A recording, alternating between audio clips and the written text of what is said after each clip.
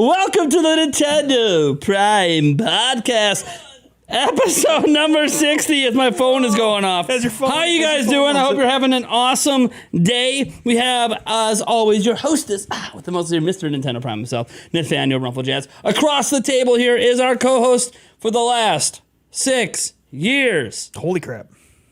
Eric Moore, how's it going, buddy? It's going. How's it going, everybody? Hope you're having an awesome night. And then we have behind us the impeccable, the unimaginable, the untouchable, the best looking man in the state of Florida, Mike Odyssey. How's it going, buddy?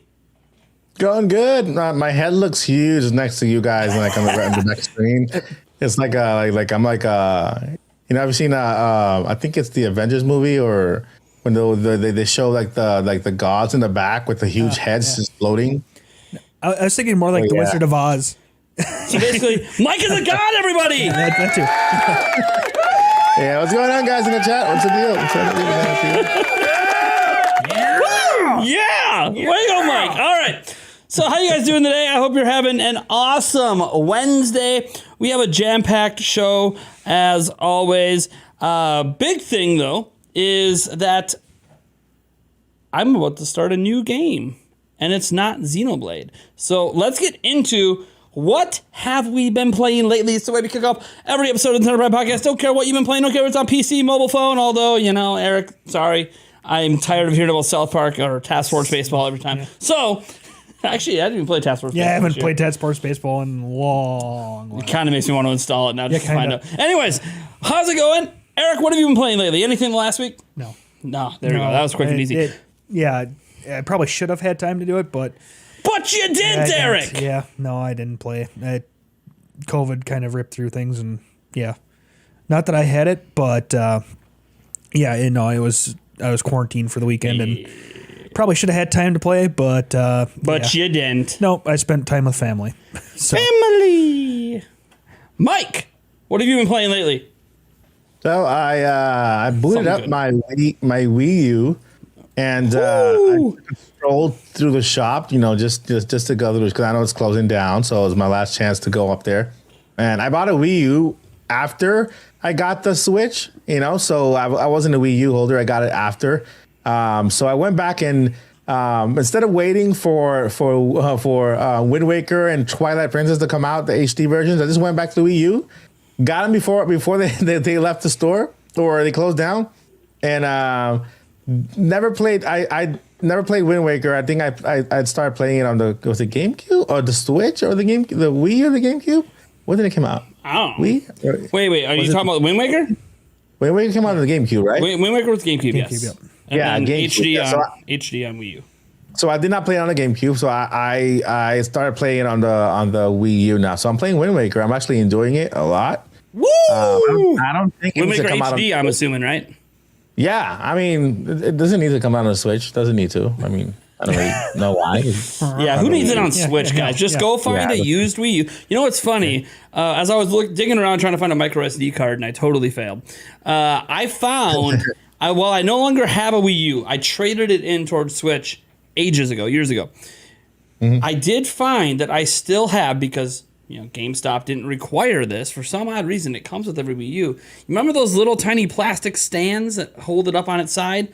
That's right. Yeah. I found them. I have them. So I have a remnant of proof I had a Wii U in my possession at one point in my life. Nice. Nice. And what's sad is I traded it in, and it was literally the Wind Waker collector's version of the Wii U. The one that you shouldn't trade in. And of course, they don't give you any extra value on it for it being that. Yeah, why I was too busy dropping like $1,000 at launch of Switch and just looking for every penny I could. Dude, it was crazy. What I have a Switch. I had every single Zelda Breath of the Wild amiibo, almost all the launch games. It was insane. I went all out for Switch. Man. Also, that's crazy, dude. It's easy to go all out for Switch when it basically launched this YouTube channel career for the most part.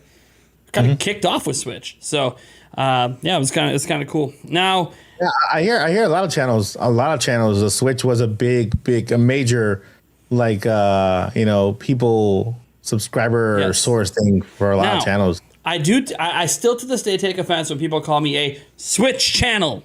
Guys, I've been covering Nintendo for 24 years. Yeah. I've owned every system, every platform, except Virtual Boy. I never owned Virtual Boy, but I tried it. I played all the Zelda games, including the CDI ones. Literally, like, I feel bad. No, it just coincided when I was fired, basically, from my old job. My old Zelda Informer job. I got canned basically right when Switch came out and Breath of the Wild came out. Mm-hmm. So it just coincided that's when I was let go there. It had nothing to do, so I don't think it had anything to do with the launch of Switch. I don't know. You'd have to go ask my former employer. But it's probably best we just don't talk about him. I'm not very happy with that guy because there's a lot of legalities on whether he could have even let me go at that time. That being said, I am really excited because Yulia surprised me today. Mm-hmm. And she surprised me in one of the best ways possible. Mm-hmm. For those who don't know, Yulia never gets me. No, Yulia never gets me anything. Okay, at all. Christmas, birthdays. She got you kids. No. She wants me to take them back. Return to sender. So, look, I don't get a lot of things, a lot of gifts from her. Mm-hmm. I get her stuff, of course, because that's just what it's just the right thing to do. You're the man. Yeah. Take care of your woman. Get her some things. Let her have some fun. But she's not really good at present shopping for me. She never really knows what to get. And didn't get me anything for my birthday. So she decided today, hey, she was paid and she had some extra money. I'm gonna get you a little something. And she did it without consulting me, which that is a big rarity because she had no idea what to even get. And she ended up getting a winner. Romantic. That's romantic. In fact, I'm gonna go grab that winner. I don't even want to reveal what it is, but it is highly related to what I will be playing in the next week. And yes, I'll be playing Xenoblade Chronicles on Friday. I'll be live streaming, but I'm gonna have my time split, and you're gonna see. So Eric, I don't know, find something to talk about while I go grab it. Find something. Come on, Eric. Come on, Eric. Yeah. You're the co-host. Yeah, Eric. Come on, Eric. That's hilarious. Nate, keep it in your pants. No. Nope. That's not what everybody wants to see. Oh, jeez. So Eric, what has been the most impactful game of the year so far for you? Ooh, geez, it hasn't come out yet. Sparks of Hope is going to be the the game that I probably played the most this year. Oh God, it's probably been Mario Strikers, which I haven't played a whole lot of. Yeah. But no, I want to get into. I was hoping that I got done with work a little bit earlier because I had an eye appointment today, and I was hoping to play some TMNT with Nate, but we ended up doing a whole bunch of other shit with the set, and as you can see, our nice new mics and everything like that. Nate fixed the glare on the TV because we're stupid and didn't think to tilt the TV forward to not reflect the light back. So we've been doing things. So I was hoping to play some TMNT because I really kind of want to, but I've been working from home this week, and I'm not enjoying that either. But you like working from home? No, I really don't. I'd much rather be in the office. I can focus a lot better. I can go do whatever I need to do. If I need something, I can go grab it, or if somebody needs me to test something, I have it, or it's so much easier to work from work, and that and to keep working home completely separate. So yeah, I missed that part of my life. Keeping it separate. Yeah. Sorry, I couldn't find it. It's not where I put it. Come on, Nate. Hold on. That means my kids' asses are about to get chewed out in the morning because I bet you they tried to play it. Guys, it's a video game. Mm-hmm. One that Yulia didn't even know I wanted, and she nailed it. Mm-hmm. Just came out last week, Live Alive. Oh, nice. Ah, nice. I wanted to get it. Didn't have the money last week. She bought it for me today. Had no idea what the game even was. In fact, it's funny. She was recounting when she's at GameStop buying it, and they asked her, "Do you know what an RPG is?" And she's like, "Is that like the KGB?" No idea what she was doing, and she just said, "Sure." Comes home, and I'm like, winner! Sure. Hell yeah. So I'm going to be playing double RPG goodness over the next week or two, probably 3 weeks, because let's be honest, you got 150 hours to spend in Xenoblade Chronicles 3. Plus, now I have, Live Alive to play. So I might not have got much gaming in this last week because audio equipment upgrade central. I'm sure you guys noticed the mics. I know you guys saw the mixer at the stream. Dude, we have a lot of crazy things happening around the studio, things advancing. Plus, I did a lot of planning for a show that no longer exists, Prime Gaming Show, rest in peace. But, that all being said, I am going to be gaming like a madman. And you know what? You guys want to, I'm going to hold you to it. How can you prove? I will be live streaming Xenoblade Chronicles 3 on Friday, and I will be live streaming it again at some point on Saturday or Sunday. So you will have visual evidence that I'm actually gaming. Oh, yeah, man. Imagine a video game podcaster that actually plays video games. But no, guys, I'm going to be doing that. Also, I am happy to announce on that note, because I'm so excited over getting these games. I'm not sure that these are the games I'm going to play. But thanks to more peer pressure, aka the wifey, I will be back to game streaming every Tuesday on the channel. So every Tuesday night, we'll have our drinks a-flowing. We'll get the shots a-going. But it will be while playing video games. So sometimes there'll be games you get to play with me. Splatoon 3, when that comes out, you guys already know that's going to be a fun night. But more than that, we could do Mario Party. We could do Mario Kart tournaments. We could also just play some single-player games, because there's a lot of single-player games I want to get through. So, especially lately, I can tell you right now, I'll probably be playing Live Alive or Xenoblade. One of the two, probably next Tuesday. It's going to be a hell of a lot of fun, and we'll see. Because I know some people sometimes won't watch a Xenoblade stream because they're worried about spoilers. So I guess we'll see how that goes over the weekend, and maybe we'll decide, all right, we'll go with something that isn't so spoilerific on a Tuesday. Maybe Fall Guys. Haven't played that yet. So maybe we'll play Fall Guys. Now that Tuesday streams are back, I'm going to propose an idea. Oh, here it comes. Mike, stop stealing my gun. I'm just kidding. What do you got, buddy? So how about at least once a month we do Team Prime versus Team Odyssey? Isn't that just Mike versus Nate? Yeah, but I'm just, making him look more fancy when it comes to naming. Okay. I'm not saying naming. Okay. I'm saying give me the idea. Propose the idea right now. Yeah, but I'm not just saying you versus me. I'm just saying you have your people and I got my people.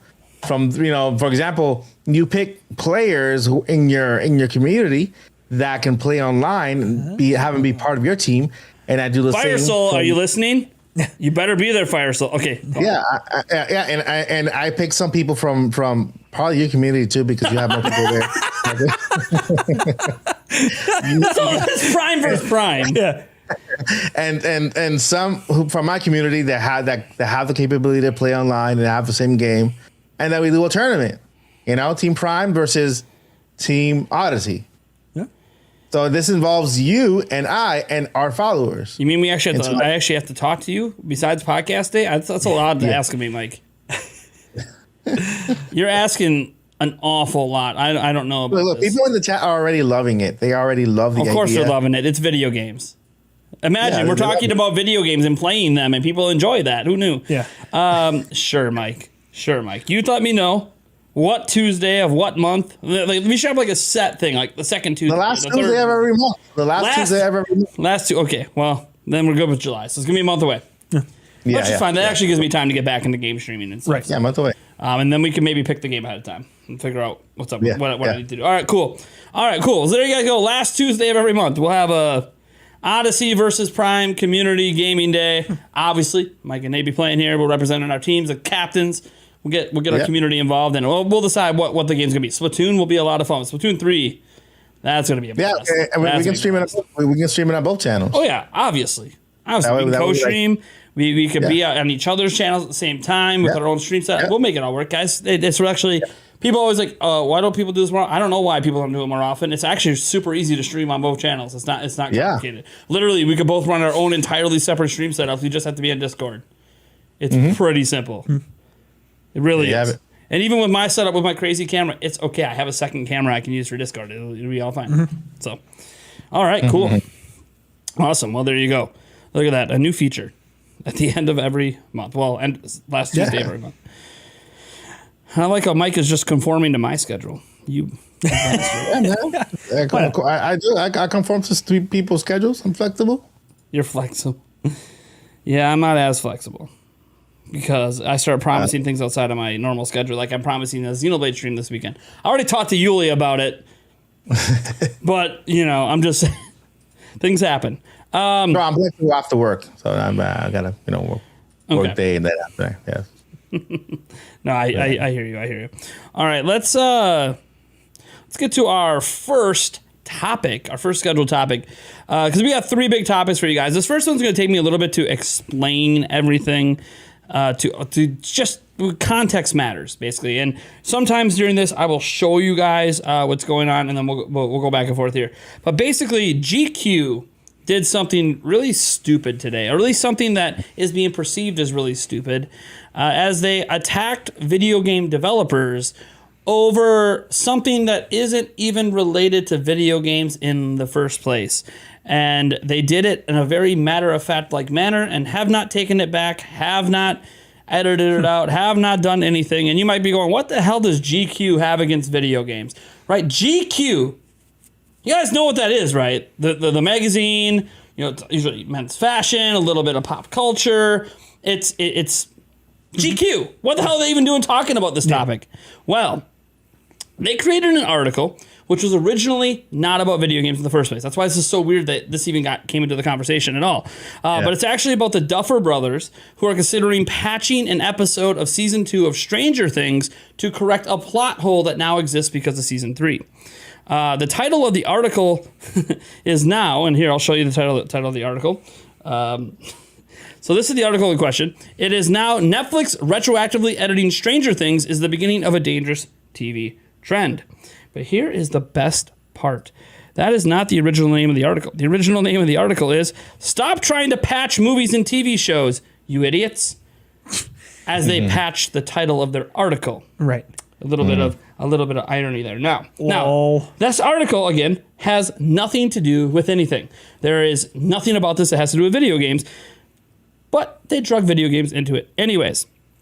So here's how gaming got drug into it. Let me show you the tweet. So they were responding to a tweet from someone who has now deleted it, because obviously you're getting tons of responses and all these notifications. People don't like that. But this is the part that matters. Editing a continuity error after the fact while allowing for the laziness that now pervades the gaming industry by way of figurative TV patches would be fairly innocuous if not for the implied story slope. And you might go, that sounds innocent enough, right? That sounds innocent enough. But here's the problem. They inferred that games are released in an unfinished state and patched later due to laziness. This set off a ton of video game developers because it implies that they are being lazy in releasing games that are unfinished. Heck, it could even set off publishers. Because here's the deal. A lot of video game developers did respond to the tweet because the term laziness isn't actually an accurate representation for why games are shipped with required day one patches and then further patches in the months that follow up to fix the game.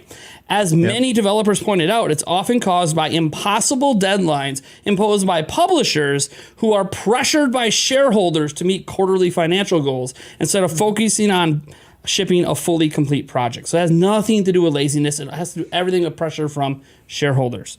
Okay? Because if they have a quarterly decline and delay games, people lose jobs. CEOs and executives lose jobs. They're not trying to lose jobs. They're trying to keep investors happy. So there's a lot of pressure. It's nothing to do with laziness. It's all about money, basically. And then it says, let me see. This is just stuff I'm summarizing from what some of the developers pointed out. The developers are obviously working a ton of crunch, aka busting their ass. Crunch is basically overtime. We're not going to get into whether or not they should even be complaining about crunch. All of us, a lot of us anyway, especially if you have a salary job, do end up working a lot of forced overtime. Kind of comes with the territory of certain careers. So that's not really the problem. And a lot of the developers aren't even complaining about the crunch because they understand it.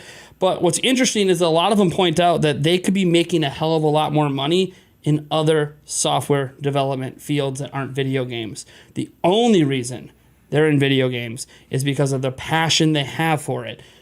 Laziness is such an insult to so many developers. We've talked about this before, that we need to start rephrasing calling developers lazy when a game ships unfinished or broken.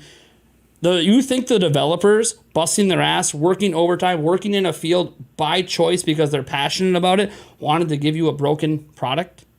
No. They're busting their ass, and then the crunch doesn't even end after the game comes out because it is broken, and they have to keep fixing it. And they had to rush it out because they had to meet financial quarterly reports, so the investors are happy, so the executives don't get fired, and then that doesn't trickle down and lead to people from the development team getting fired. Basically, everyone in the video game development industry understands that day one patches and these fixing the game later have become commonplace due to how expensive gaming has become. When it is costing $300 million to make God of War Ragnarok, there is a lot of money on the line with a game like that. They can't just keep delaying it. Oh, let's take another $50 million and delay it 6 months. It's not that simple. Well, it's not even just the cost of the game, too. It's the size and the absolute. Everybody expects more and more and more and more and more and more from a game.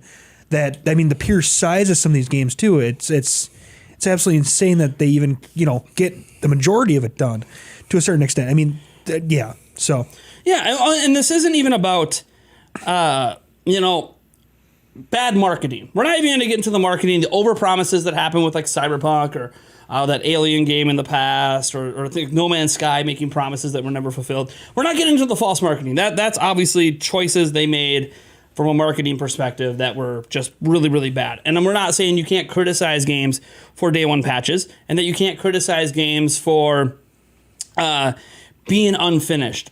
Obviously, the developers would like to not have to patch the game, and they would like it to be finished, and we as gamers would like it to as well. And we as gamers don't need to care about the money being spent on the game. So there is a lot of, you can hate this and you can be critical of it, and that's fine. But the term lazy should not be associated, and it gets even better. Because here's the thing.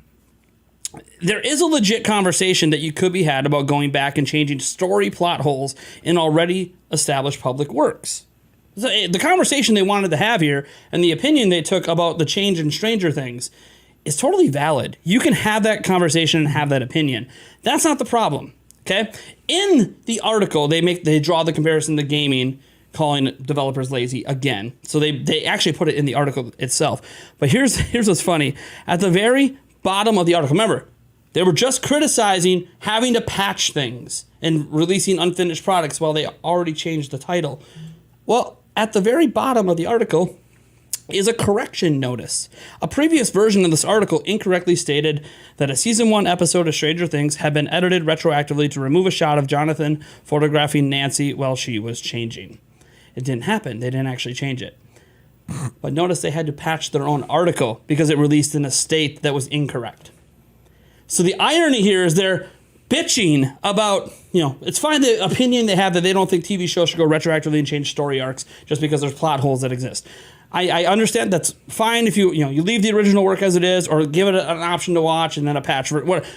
But that in that conversation, the problem is drawing in developers from a completely different field, making the comparison, calling them lazy, saying that you shouldn't be doing this. Meanwhile, they themselves in their own article are patching the article and changing titles because it released in an unfinished state.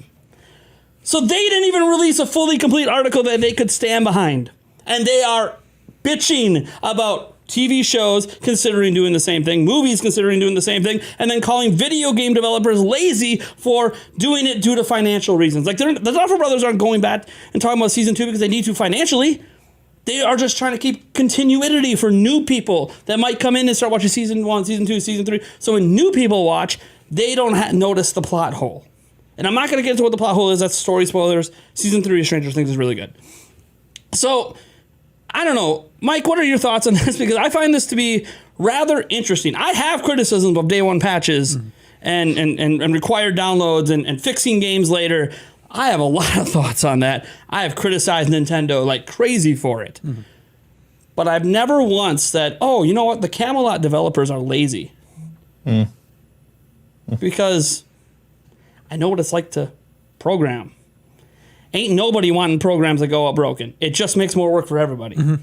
So what are your thoughts, Mike? Yeah, I think that it's a very irresponsible thing to do or to write. And there are two people to blame for here. It's the writer of the article and the chief editor of the magazine. Mm-hmm. Yep. Because the writer writes it, the chief editor approves it, you know, yep. and to write something so horrible about one of the most hardworking people when it comes to games, and I mean developers everywhere, not just developers for games, but for software as well. You know, developers. You know, knowing. I mean, first thing, when to write something like that, you have to be very ignorant. You have to not have the knowledge about how things work. You know, if you're going to draw a comparison between two completely different fields, you need to actually know what you're talking about. Yeah, the only thing that drives you is an opinion, your own opinion, without the fact to back it up, and you know that it's irresponsible for a magazine with this caliber, because it is a very respected magazine. It's a worldwide known magazine. You know, not what I thought we'd be talking about today. I never expected GQ. It's like Esquire taking a shot at video game. Like, why? What? Yeah, I mean, and it's just. You know, I mean, this is the first I hear about it. So while you were talking and explaining the entire thing that was going on, I'm like, what the heck was a chief editor? You know, did anybody who proofread this article, you know, who was? I can tell you what happened, Mike. Yeah, I can tell you what happened. I used to be editor in chief, right? So I dealt with a lot of having to approve of things. I had editors that would edit people's stuff before it goes out, and the mistakes would get through. And things, sometimes really asinine statements like this would end up getting through. And yeah, it falls back on me for being editor-in-chief, but I didn't actually read everything to approve it, you know, because I had a team under me who did some of that. But here's what happens.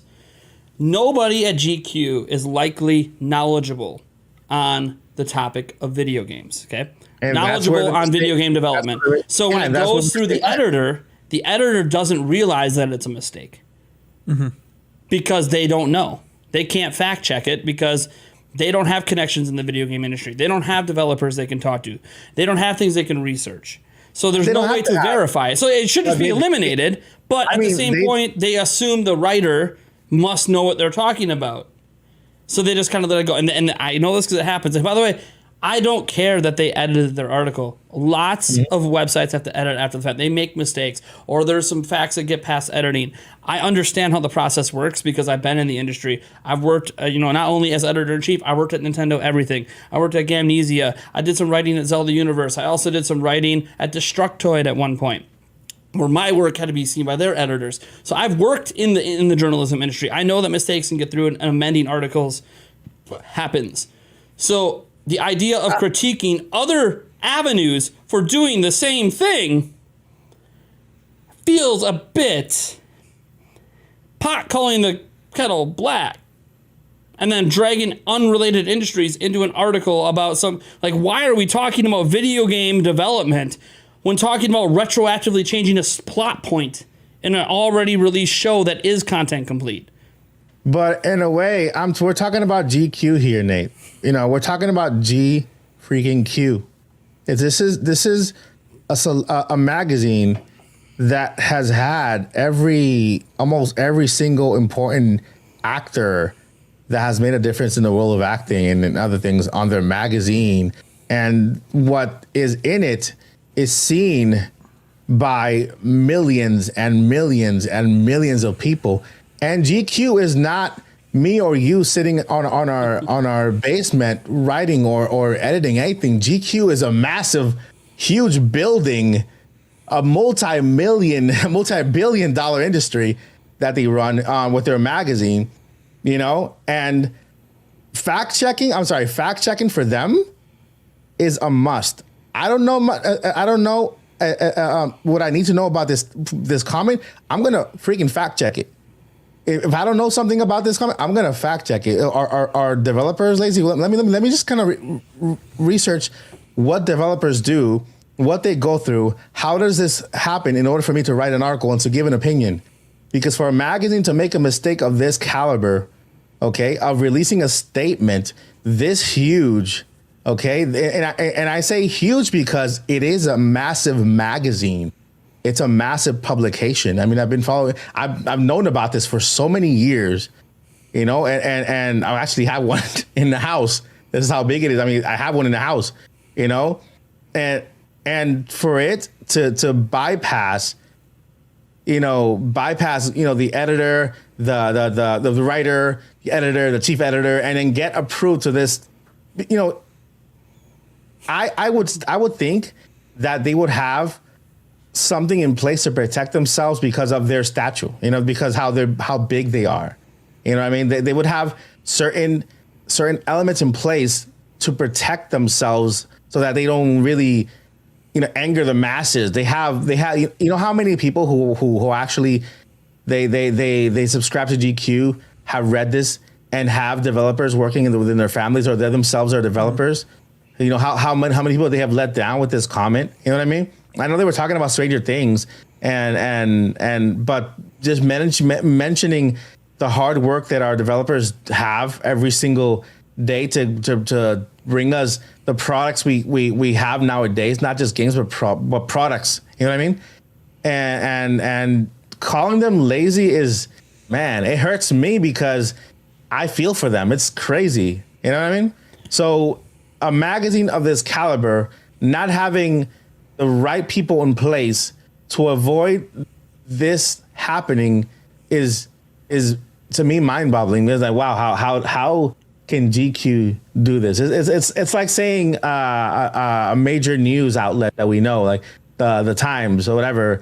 You know, not, you know, of course they're dumb. They're dumb people too. But I'm saying, you know, it's just mind-boggling. It's not even their field. GQ, that's not even their field. They talk about celebrities, they talk about movies and stuff like that, but it's not even their field. If it's not your field, do the freaking research. Yeah, do the research. It's not hard to Google, you know, and notice, okay, how does the developer work? How many times do they work per hour, per year? You know, how long does a game take to make? What constitutes a game? You know, a successful game. When does it need to be released? Who determines when a game is released? How it's released? Why it's released? You know what I mean? That's not. I can do that. I'm not a chief editor, and I can do that. I can actually do that research before I make a statement that big for people to read. You know, you have to understand. People believe everything they read. Mm-hmm. Oh yeah. You know what I mean? There's a lot of people out there who maybe they don't know as much as we do about developers and how they work, and just took it for what it was. Oh, well, I didn't. The developers were lazy. Wow, that's horrible. They should get off their butts and start doing thing or whatever. You know what I mean? And that's counting all the people who actually believe this magazine, people who actually are committed to this magazine, because there are many people committed to it. You know, and it's truly irresponsible. And then after the fact, not even releasing a statement or an apology to the backtrack what they said it just shows how truly full of themselves they are. You know what I mean? As a magazine, they are really they live in outside reality, and it shows how really full of themselves they are as a company. Period. That's it. That's all I'll say. Yeah. No. They're never going to apologize. No. And I don't think it's even just because they're full of themselves. I don't know them. But what I will say is they feel vilified. Calling day one patches, calling unfinished games, the term lazy has unfortunately been made synonymous, even in the video game realm. We hear that term everywhere. Content creators, gamers, people bitching on TikTok. It happens everywhere. So because it's such common terminology, it leads to things such as the fact that these tweets by their official account and the article at this point, it's an online article. Don't know if it's going to reach publication in the magazine or not, but it's an online article. It already has 3.2 million views, and these tweets have that specific tweet has 1,300 likes. It does have 487 retweets. Almost all the retweets are people, developers and gamers and journalists, game journalists being like, what is this? Yeah. And 234 comments, but over 1,000 likes, meaning that their own audience agrees with what they're saying. And even gamers in general might agree with it as well, because this is a common thought process. And what upsets me is that, and all of us here, we know that these comments are untrue. And what the upsetting part is, it perpetuates the falsehood that laziness is why this stuff happens. Even from the publisher side of things, they have investors to please. It's all about the finances. We know it's all about the finances. And honestly, it's partly our fault as gamers for demanding more and more and more and more. Like, think about all the people that were really pissed off when Breath of the Wild 2 got delayed. You think Nintendo wanted that delayed and wanted to hurt their holiday season and hurt their quarterly reports? No. You think that was something Nintendo made that decision?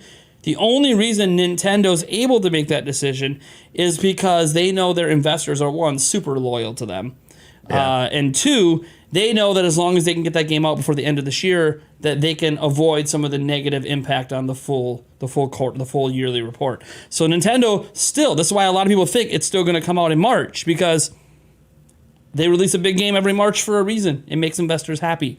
And this feels like that would be the big game that they will drop. And if it doesn't drop in March, then I really give Nintendo kudos, because that means they truly feel like the game needs work and they're willing to eat the really, really bad financial report they're going to get in the fourth quarter because of that, and eat the backlash of when they're at that meeting with their investors and they're like, hey, what's wrong with Zelda? Have some what's wrong with major Zelda? Bangers to release. It's not in the no. I mean, not that's the thing. That's the big game to kick off next year. Yeah, if it doesn't come out by March.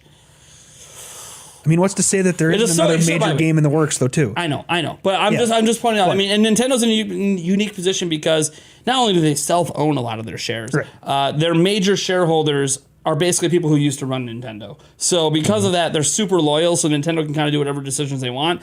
But a lot of other companies, like, people always wonder, why is Nintendo always willing to delay games? Because they can get away with it, because their investors aren't going to massively punish them for doing so. Their investors were in the business. Well, and they're not taking the investors' money anymore. In fact, they're usually doing stock buybacks so they can control more of their own company and use that stock for acquisitions of other companies and trades to get shares. Like, they own 92,000 shares of Square Enix. Fun story. How many people knew that?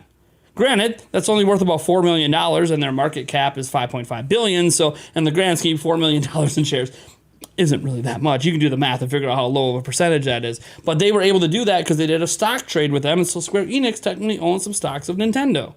Companies do this to build their portfolios and build the partnerships, so it's mutually beneficial. You ever wonder why we get some of those, Octopath Travelers console exclusive for a little while, Triangle Strategy console exclusive, Live Alive console, because of stuff like that. It becomes mutually beneficial.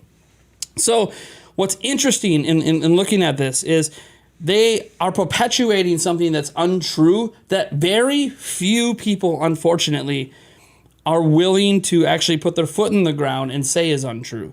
And that's why GQ doesn't feel like they need to apologize, because more people are going to agree with them and believe them than are going to disagree with them. Doesn't matter how many game developers speak out. We just saw an Ubisoft developer speak out about the way gamers treat them on social media, telling them to kill themselves, and how apparently saying that's wrong and speaking out against it, most gamers disagree and think, no, comes with the territory. You're a game developer. Know what field you're in, because no matter what field you're in, you should be told to kill yourself.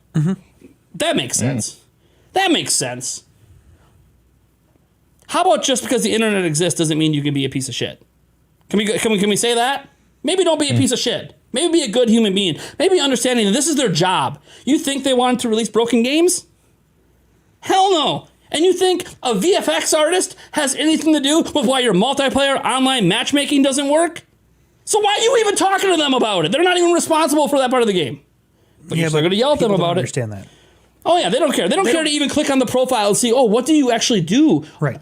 They don't care. They just know that you work I hate Ubisoft because they had some bad things happen in the workplace. So you work for Ubisoft, you're a piece of shit. Bad things happening doesn't mean that every portion of the company is bad and everyone that works there is bad. It's extremely frustrating. And the reality is, a lot of gamers on the internet are extremely vocal, and they will let you know beyond what they would probably ever tell you in person. Yeah. How mad they are about something. And look, guess what? The game developers usually agree with the gamers that the game shouldn't be unfinished. That they shouldn't have a day one required 30 gigabyte patch. That there shouldn't be months and months. You think the developers want that? But they don't have a choice because the games cost so damn much to make these days. You know what games don't get treated this way? You know what games aren't yelled at by gamers? Indie developers. Because we're very understanding that indie developers are small, they have a little bit of finances, they have to delay things. If they have to patch it later, maybe they ran out of money. We're a lot more understanding, we're a lot more forgiving, but a multi-billion-dollar company, no. You realize that multi-billion-dollar company doesn't mean that, like, EA is sitting, they have a net worth of like almost $100 billion or whatever. They're not sitting on $100 billion cash. I'm not saying they're hurting, but they're not sitting on that kind of cash. Very few companies are. Nintendo is actually one of the richest companies in the world because they're sitting on $10 billion in cash. Most companies don't do that. Yeah. They can have high values. They can be able to take out investments and loans of high value because their company's worth so much. Most companies aren't sitting on a ton of cash like that because it doesn't really make sense. From a business perspective, there's a lot of this doesn't make sense to have such a big windfall. You don't really need that windfall. You're successful. Why aren't you reinvesting that money in your company? Why aren't you paying less taxes by reinvesting your money? Because to sit on that kind of bankroll, they gotta pay taxes on it, which companies hate doing. So normally you want to reinvest the money so you don't have to even do that. Nintendo's a weird company in that they don't care. They want the war chest. They want to sit on it. They don't want to go in debt when they want to do things. Oh, we want to launch a movie. We could just straight up give $100 million and buy the studio. Oh, we want to get next level games. We could just straight up buy it. We have the money on hand. We don't have to borrow. Even though they know they can pay it back, they don't have to borrow. Most other companies will just borrow because it makes too much sense on the pocketbooks, and those companies often care a lot about making sure their CEOs are getting paid a crap load too. So there's a lot of finagling with the numbers there. But the point isn't that the companies are in trouble. The point is that they do cost a lot of money because of this and because they are taking out constant loans all the time on some of these games. Call of Duty, for those who don't know, every other Call of Duty game has a loan from an investor of over $100 million that has to be paid back. How many people actually knew that? How many people actually dug through Activision Blizzard's financials to find out they take out loans to make video games? So imagine the pressure on the teams to release a game when you owe somebody else that money. Because that's how businesses run. And that's what leads to this. And it leads to this because we have put so much high demand on these games to be the best possible looking graphics. You know what's going to happen when Xenoblade Chronicles 3 launches on Friday? A bunch of us Nintendo fans are going to be stupidly happy. A bunch of other people are going to look at it and go, can't even maintain 30 FPS. LOL, shouldn't have released. Oh man, it can't hold 720p. What a piece of shit. You know what's going to happen? Think about that sort of feedback that hits the developers. And they go, you know how much more development time we need to pull that off? Well, right. And those are the people that don't own a Switch. Well, and things or like they that, do, or they do, and they just emulate now on Steam Deck or PC. But look, I feel for the developers, obviously, but I also think that we need to start taking a little bit more personal responsibility. I'll raise my hand. I've called developers lazy before. I'm guilty of it. Been there. Honestly, I've been part of the crowd. To be completely honest, my first knee-jerk reaction was, yeah, they're right. And then the more I sat and thought about it, I'm like, wait a minute. No, they're not. No, they really are not. Because then I sat and thought about it, I'm like, publishers. Because, again, the comments sound like I even read it, I said, that doesn't sound that bad, does it? Why does it not sound that bad? Because so many people for sure. think that way. So they're just regurgitating a common thought process, which is how it got published in the first place. It doesn't matter if the facts be damned. And this is why I'm so upset about it and why we're spending so much time on this is because Mike made it perfectly clear. This is a massive publication. This isn't, this isn't some small National Enquirer that you could just LOL, it's all fake news. This is. I don't know if National Enquirer is all that small. No. But I mean, you can kind of laugh at it. Everyone knows that it's considered. It's not a satirical magazine. Yes. Well, I don't think National Enquirer considers it to be satirical, but that's not the point. It's more like I would say it's a conspiracy theorist magazine, basically. But Or is it even a magazine? I don't even know what it is anymore. I've never actually read one. I've read a couple headlines once at a grocery store. Oh, yeah, while you're standing in line? I laughed. Of course. This onion came from Jesus. Okay, cool. Yeah. What did he do? Pull it out of his ass? Yeah. How do you know it came from Jesus? I have no idea, because when they cut it in half, there was a cross inside. Oh yeah. Okay, cool. So no, the point I'm making is just this is the kind of publication, when you have a publication this large, that a lot of the game developers themselves and a lot of people like us that understand how development works would like to see them actually present things the way that it is, regardless of the backlash you might get from gamers saying that you're a shill. Oh, you're just shilling. But they're not when they're telling the truth. The truth is the truth. Your opinion doesn't change the truth. People can call me a shill of Nintendo all you want. It doesn't change how much I've criticized Nintendo in the past and will in the future. No matter how much you call me a shill, it doesn't change the fact that I'm hyper critical of Nintendo more than any other company. But people will pretend that I'm not. Doesn't change the facts. You can have all the opinions you want, but the facts are the facts. Game developers aren't lazy. It's just a fact. If they were lazy, they would just not be a game developer, so they could actually work less hours in a more profitable field, doing less work, and not having to deal with the backlash in the public. But they do it because they love making video games. And if this kind of stuff keeps getting perpetuated by major media and the gamers, you know what's going to end up happening? We're going to start losing all the talent in the industry. Mm-hmm. And then we're going to be stuck with nothing but mobile games on our phones. Because the talent ain't going to want to put up with this if it keeps going on. And they've been putting up with it pretty much since the internet was invented. Mm-hmm.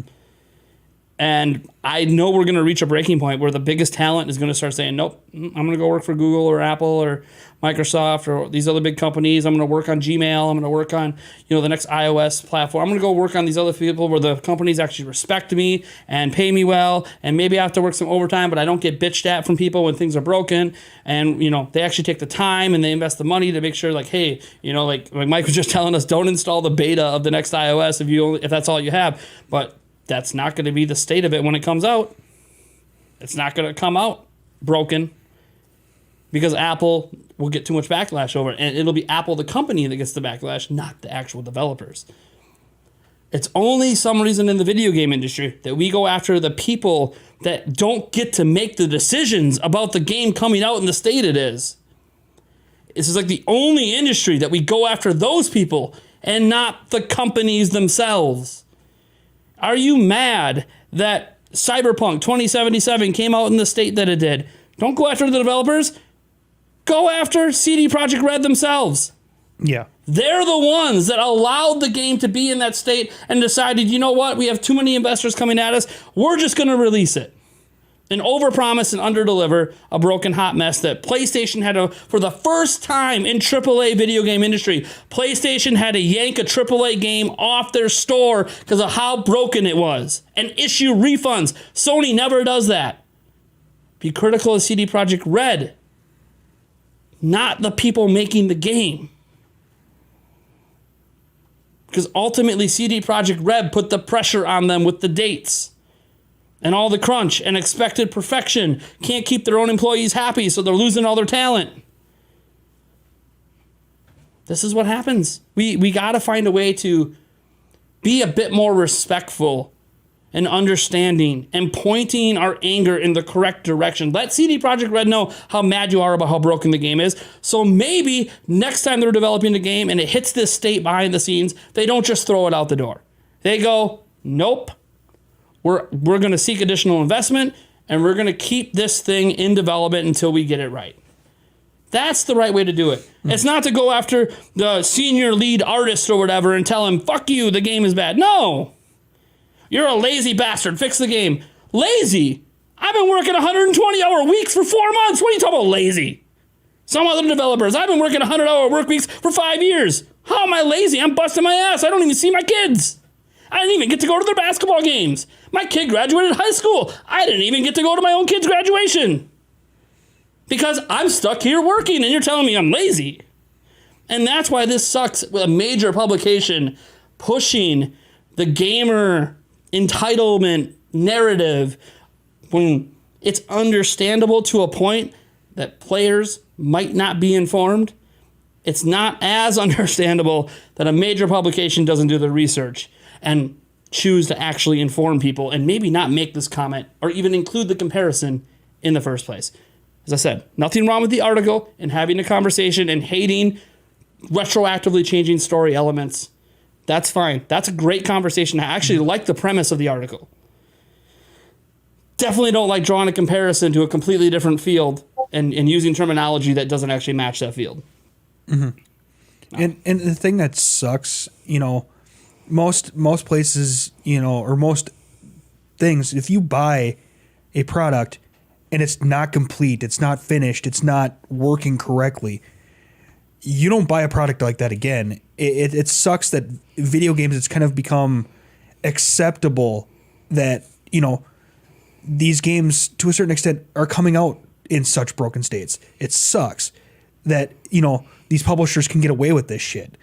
And, that part sucks. And I feel for the devs because they're the ones that are the ones that are making the games, but they aren't the ones making the full decisions. It's the publishing company. It's the devs companies that they work for that maybe mishandled the dev schedule, or they didn't hire enough management. It can be they didn't hire enough, let's say, gameplay testers that they could have found some of these bugs, but they didn't test the game well enough, or things like that. Or when they know about the bugs and they still launch it, even though they know there's game-breaking bugs. Right. Sometimes they can come like, we know about the bugs. We're going to patch it at a later date. Well, there's game-breaking bugs, right? Why? Yeah.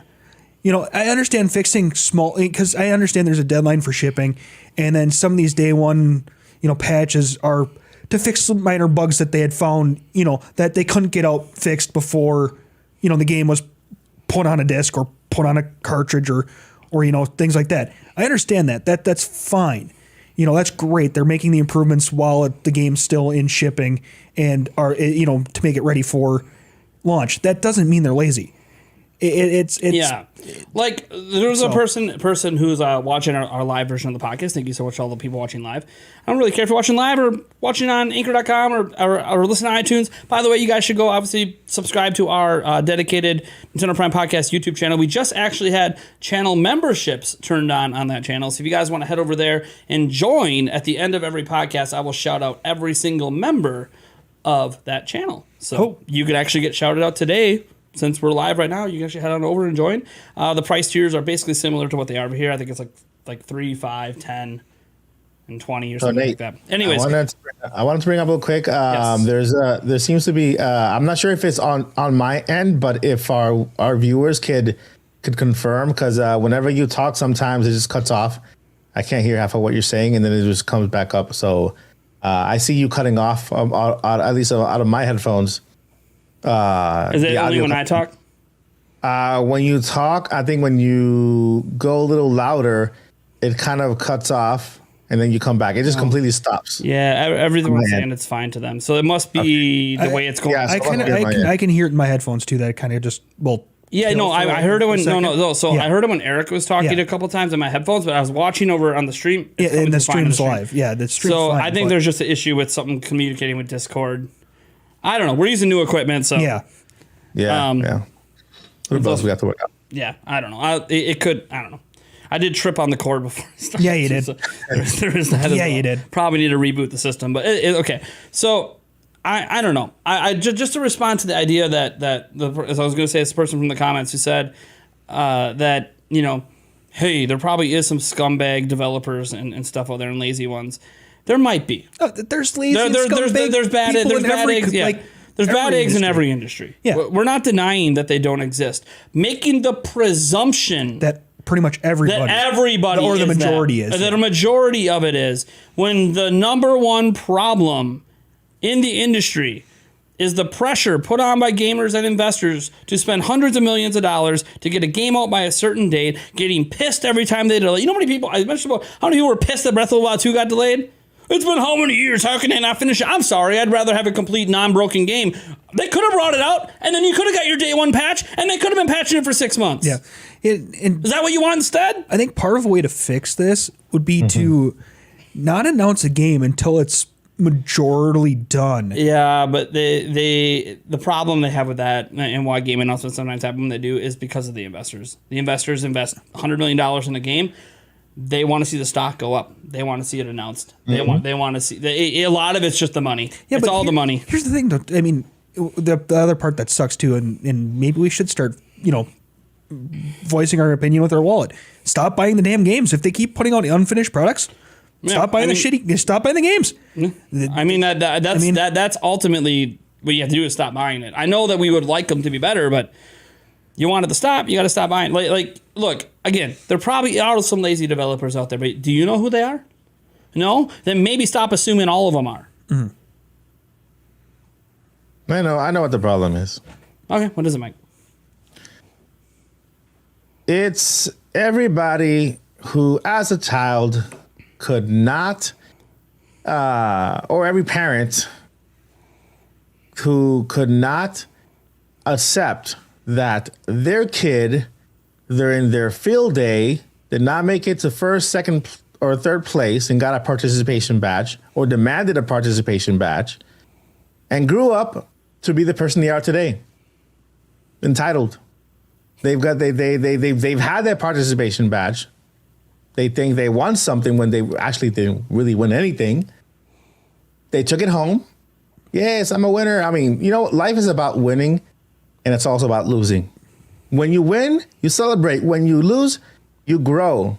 Not everything is about oneself, So this is just a generation, because I'm going to tell you, because let me tell my age. I'm 40 years old. I'm the oldest of here. Mm-hmm. The sexiest. Okay, I was here during the 80s, and I saw the 80s completely because I was born in 81, right? Mm-hmm. I was throughout the 90s, and I saw the 90s. I was throughout the millennium, and I saw the millennium. Okay, and now we are I'm in my fourth 10 year, if you're gonna call that. You know what I mean? Mm-hmm.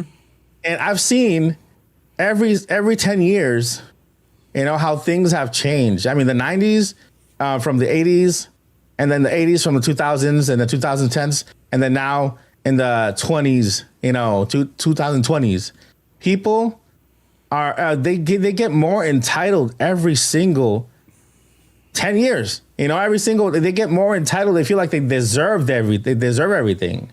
Like everything should be handed over to them. Even people in the United States, where we live freely and everything is easier for us to acquire than other countries, other poorer countries, we feel like everything is entitled. Everything should be brought to us, and instead of kind of accepting that people, sometimes you lose, sometimes you win. You have to work hard to achieve something. Not everything is given to you. You know what I mean? And then you come and form these opinions without the knowledge about what work really is, and these developers the developers have spent hours, just like you stated, man, that's heartbreaking to me. The developer who has to work 100 hours a week cannot see their kids, cannot be there for the holidays or miss a birthday of their loved one. I actually know when I said those stories, I was speaking of stories from developers. And I'm like, mm-hmm. The very beginning of this is those who think that everything is for them. They're entitled to it. That's why I call it the participation badge, because they can't really accept the fact that they can't get first prize or second or third. You know what I mean? Or somebody doesn't agree with them, or their opinion is the one and only opinion, and nobody else's opinion matters. And if I disagree, get it. I'm gonna get a death threat. I'm gonna get. You know what I mean? And I've seen this with you, Nate. You state your opinion, and then somebody else comes on Twitter and literally criticizes you or says whatever just because they agree to disagree. I mean, you know what? There's something called agree to disagree. There's something that's from my generation, I think it's called agree to disagree, where people had their different opinions. That's why they call the rainbow different. Everybody's different. Everybody's has their opinion. Everybody has their way of life. And that, believe it or not, you think is not related to this article, but it actually is, because, man, the entitlement that this generation thinks they have to just state whatever they want when they want without knowing the facts. of what really goes behind all of this. It's crazy. And I think what we need to do as people is grow up and really, realize that life is just more than what we think we're deserved, that you know what I mean? It's like I go to a place and I have to be served this a certain way. You know what I mean? So, I mean, participation badges, that's what I call it. Participation badges, sometimes we lose, sometimes we don't. And we shouldn't be this entitled. We should be grateful for these people who actually sacrifice their time, their livelihoods, that, we get to kiss our kids goodnight. They can't because they're working night and day just because. And believe it or not, yeah, it is these people who the investors, but the investors are just a reflection of the people. The investors are just a reflection of the people because the investors are looking at how the people respond to certain things in order for them to respond and say, look, everybody's gonna freak out. We're gonna lose money because people are upset and blah, blah, blah. You know what I mean? It's like the investors are only a reflection of the people who buy the games, and how people respond on social media. Now that we have social media, now everything is it's out there. So people hide behind their computers and they can care less about anybody else's ambition or hard work, and they can write whatever they want. And that reflects to the investors. The investors says, no, people are panicking. We're going to lose our money. We need to release this game. But the game is not finished yet. We need more time. No, people are overreacting. People are doing this. People are doing that. And, and it creates the mess that we are in now. People not respecting the work that these developers put into and the time they put into, So it all, like you said, entitlement is the right word to say. I call it participation badges because they can't accept the fact that, that sometimes it's not what at the time you want it, how you want it, when you want it. Sometimes good things take time to develop. Good things take time to grow. Good things take time to come about. It's like a person who has been through life and at the end they end up, opening an orphanage. This person didn't do that just because they felt it one day. It's because how they grew up, how they were molded, how they came to be. Good things take time. Everything is not just given to us. So I think that's basically the moral of it. We have to stop being so entitled. We have to start appreciating more and just kind of, looking at life differently because. And this is now we're just beginning. The 20s are just beginning. I can't imagine life in 2032. Yeah, right. If society keeps going this way and then the lack of empathy, it disappears, from the planet. Crazy, man. Yeah. To kind of expound on that a little bit too, it's not always necessarily to me it's not necessarily the participation stuff. That irks me a little bit just because of the fact that the people that generally bitch about that are the ones that created this generation. They're the ones that gave us the fucking participation trophy. They're the ones that cultivated this culture. We don't just grow up and magically became a participation trophy generation. We were cultivated for that. But that's just neither here nor there. Right? That part just irks me a little bit. But yeah, but when I say this participation badge, believe it, when I grew up, yeah, I went to the playground and I fell down. Mm-hmm. I got right back up and kept playing. Yeah, no, absolutely. When I went to field day, mm-hmm. I did the little jumpy thingy, the little sack race or whatever. I lost. Mm-hmm. I went home. I started practicing even harder for next year's field day. Right. Because I realized I didn't win. And that's how my parents taught me. You know what I mean? Like if there's something that you can't accomplish right now, don't give up. You need to work hard for it. You need to put yourself through whatever you need to put through to get to where you need to go to. Mm-hmm. And because everything is not handed to you. That's what I meant by participation badges. Absolutely. For sure. Those people who basically cannot teach their children hard work means something. You know what I mean? So that they can respect other people who actually do the hard work. You know, so that's where I was coming from. No, I get you on that part, but I know that participation stuff is thrown out there for a whole lot of things, and that kind of, I agree with the ones that you're talking about. Yeah. But it's thrown out there a lot, and it just kind of irks me on some of the things that it gets thrown out on, because it's like, that's how this generation was cultivated. We weren't the ones that gave ourselves the participation trophies. We weren't the ones that were raised, to do that, things like that. But the more things that I was going to add on to what you were saying, Mike, is a lot of this is also driven by greed and how greedy this world has become. And it's insane that everything is me, me, me, me, me. And, sometimes it's, what's better for us. And, it kind of sucks that everything's kind of just me, me, me. A lot of me culture now. I agree. I agree. It's just, it's shitty. Money drives the world, and it sucks. Mm-hmm. Yeah, man.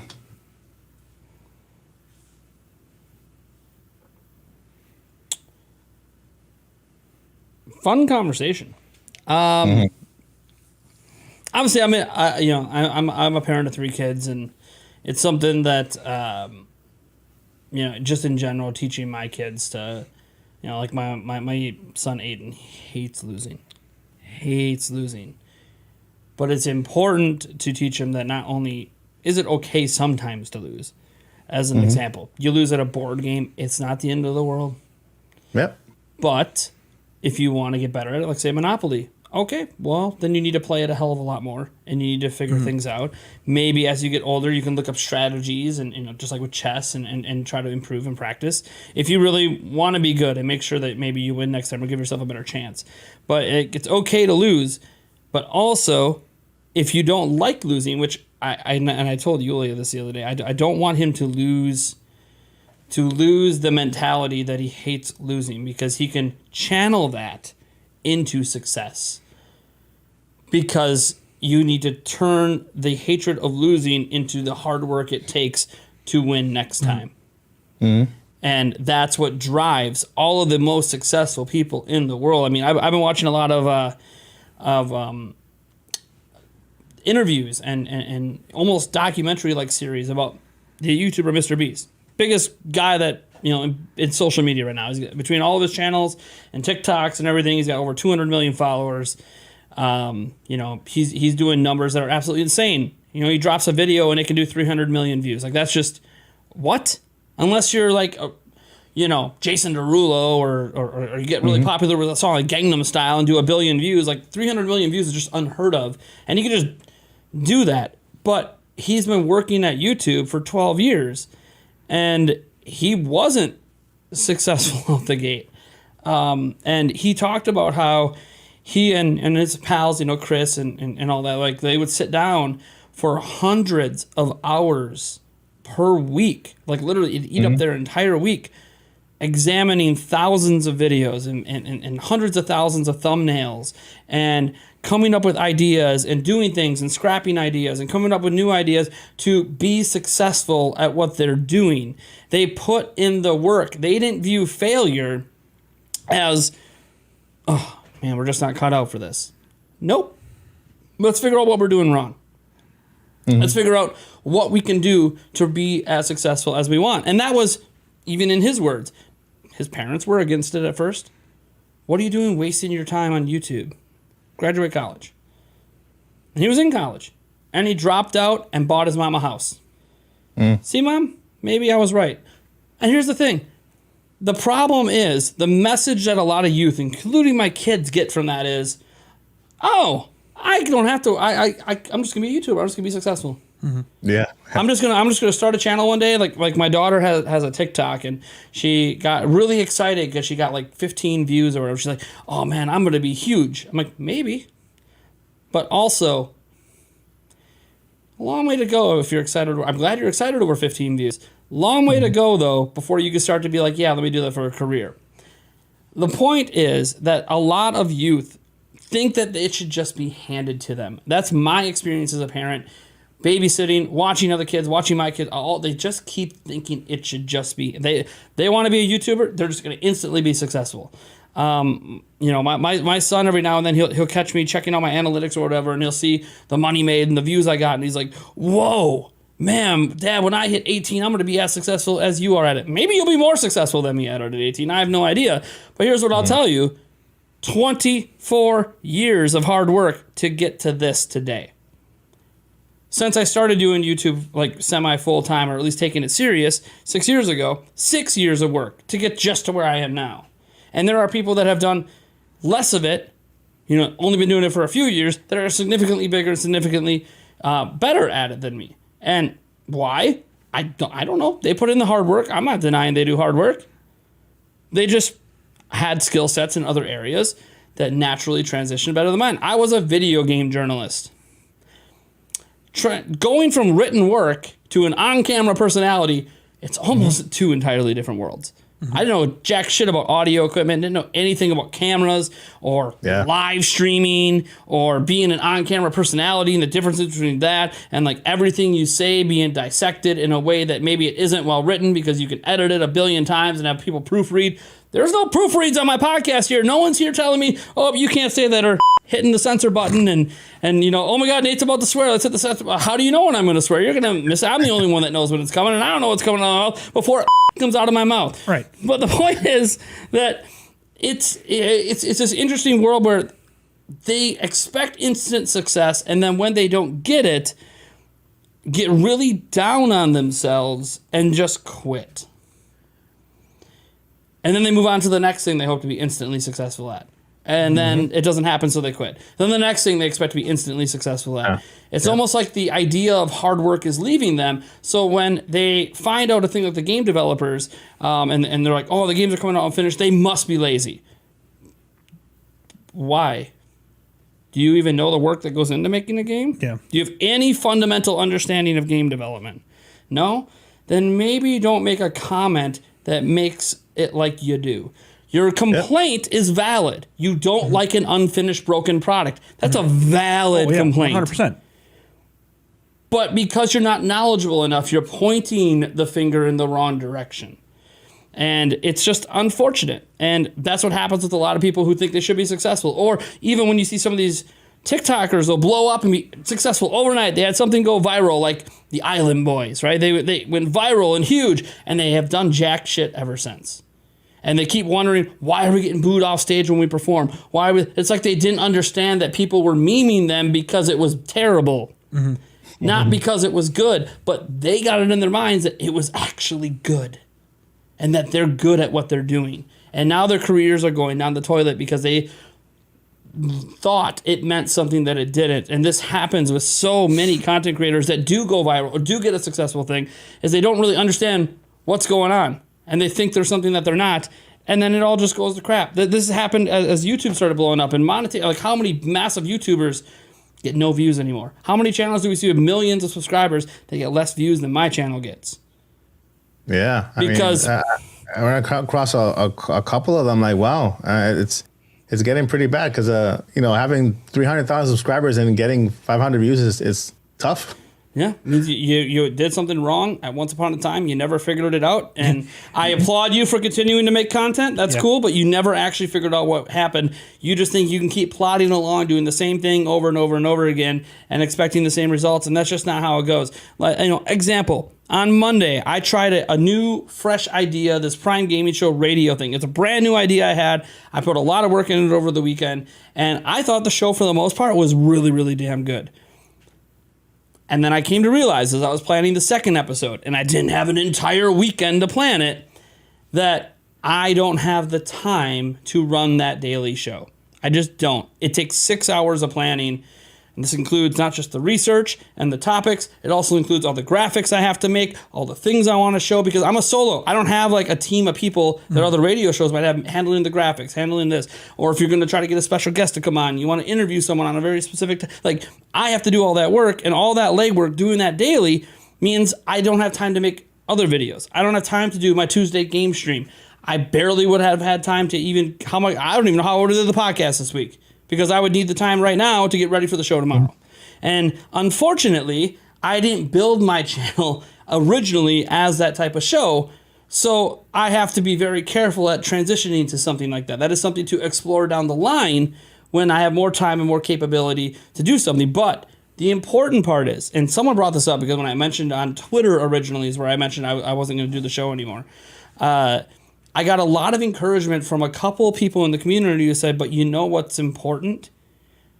That you tried something new. And that you don't stop trying out new ideas and seeing what works both with you and with the channel. And the YouTube algorithm. Because, yeah. Like my video today did horrendous. Absolutely horrendous. It's my worst viewed video in, I think all of this year. If I remember right. I don't even think it still doesn't even have 1,000 views. It's literally my worst viewed video of the year.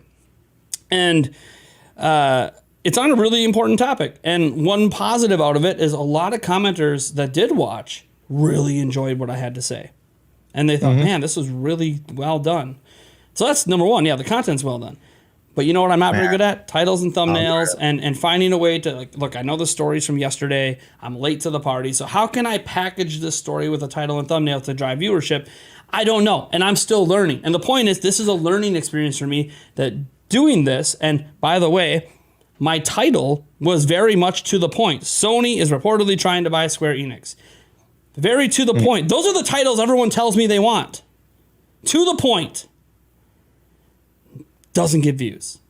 It's not what works on social media. No, they're right. Sony is attempting something huge. There's zero clickbait. Yeah. And this is what everyone tells me they want.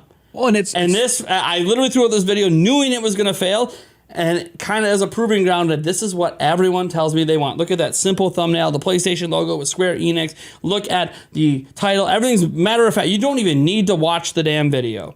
But here's the thing, though, Nate. It is probably what everybody wants, but if they don't get shown it, because YouTube's like, nope. But here's the problem. Clickbait exists because clickbait works. Well, yeah. That's the problem. That's sure. Because here's what happens. This story was shown to, I'll go to the exact analytics here. This story was shown to, let's look at reach here. It was shown to 11,500 people. Now, okay, you're not going to usually get that. Some people's click-through rates are only like 3%. I have an average click-through rate on my YouTube channel of 14%, which is extremely high. Basically, It means all my views come from my subscribers, and my subscribers are constantly showing my videos, and 14% of you guys decide to click. Thank you. But this only has a 5.7% click-through rate, which is still higher than some other YouTube channels, but really low for me, which tells me the same audience was showing this video as usual. They just weren't clicking on it as much. They were clicking on it at less than half of what they normally do. So at this point, a bad video would have done 2,000 views, not even at 1,000. So what that tells me is the same people were showing the video, but hey, it's a matter-of-fact title. It's news that broke yesterday. I wanted to still talk about it today. Unfortunately, it didn't. That's not how it works. You have to repackage something like that in a different way if you want people to actually watch it. And here's the thing. The fact that everyone who watched it really enjoyed it and felt informed and really enjoyed my take on it tells me the content was good, but you might have already heard the news somewhere else. So how can I get you to even get in the door to watch something that you might have already heard about? Well, then I can't just be so matter-of-fact like this. It just doesn't work, unfortunately. Now, this just goes into the whole mantra of everyone not really understanding how things work and just screaming at people about what they want to happen with zero base for that opinion other than you're just not happy. And unfortunately, something we need to accept is we're not always going to be happy with things.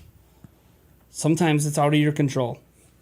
I'm not happy when my dog gets sick and throws up in the house, but you know what? It happens. Screaming at him is not going to make him feel better. You know, I'm not happy, when my kids have an accident and pee the bed at night. That sucks. I got to wake up at 3 a.m. and change sheets and tired. I want to yelling at my kid ain't going to change what happened. There's just a lot of understanding that needs to occur in this world that people don't because they want instant gratification. I do have one question for you guys. Sure. And kind of it'd be interesting to see, or more of a comment, I guess. It'd be interesting to see the money loss by putting out a completely unfinished game, or a game, in the States that we've been getting them, versus the money lost if you delayed and actually put out a full game?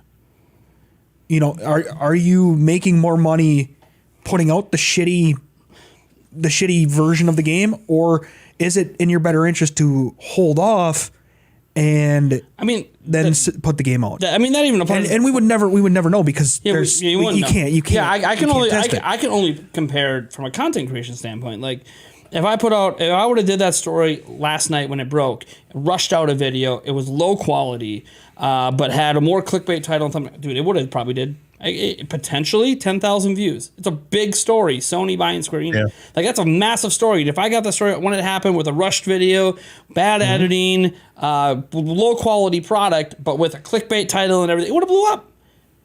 But the video I made today is the kind of content I want to make.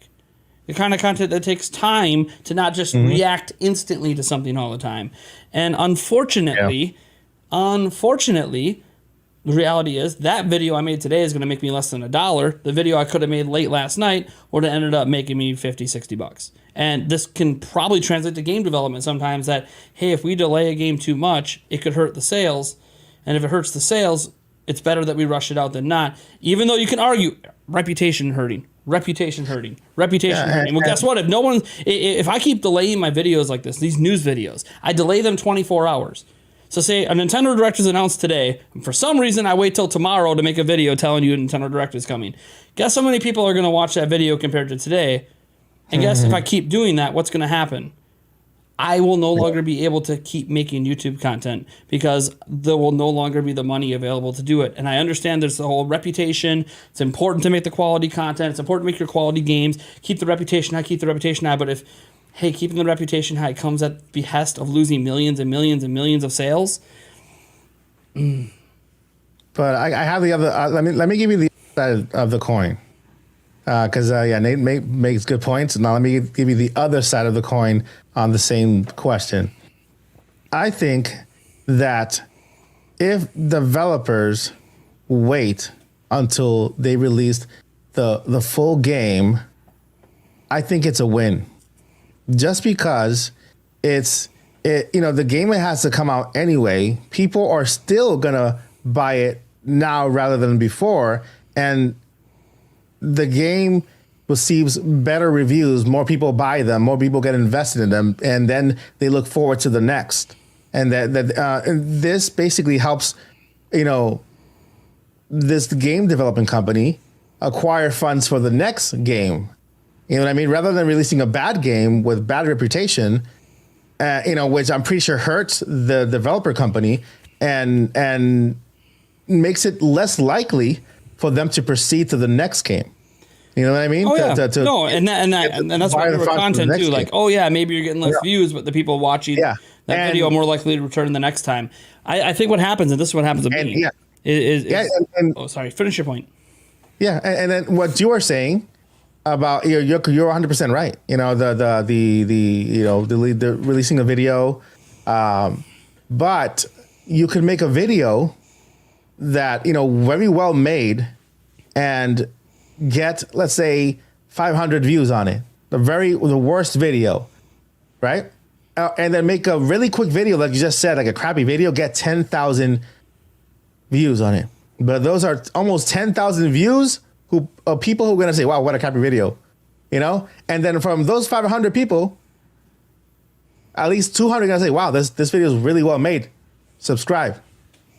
It's funny. The next video. It's funny because you know what I mean? Yeah, I've been doing this so long that I already know the crappy videos actually grow the channel more. And here's why they do. Because they appreciate that they heard the news first from you. They don't really care if the video sucked. Yeah, but in my experience, that's what I've noticed. Like whenever I make a video that's kind of rushed, I actually get less. Like I actually get -1 subscriber, -2 subscribers. When I take a day and I make the video the next day and I actually put more work into my editing, that video gets 25 subscribers and 30 subscribers, and I'm like, well, this is a good edited video, or I just found your channel. Thank you, blah, blah, blah. And then the news is from yesterday. The news is from yesterday. Yep. You can tell Spawnwave, has the same exact model. You know what?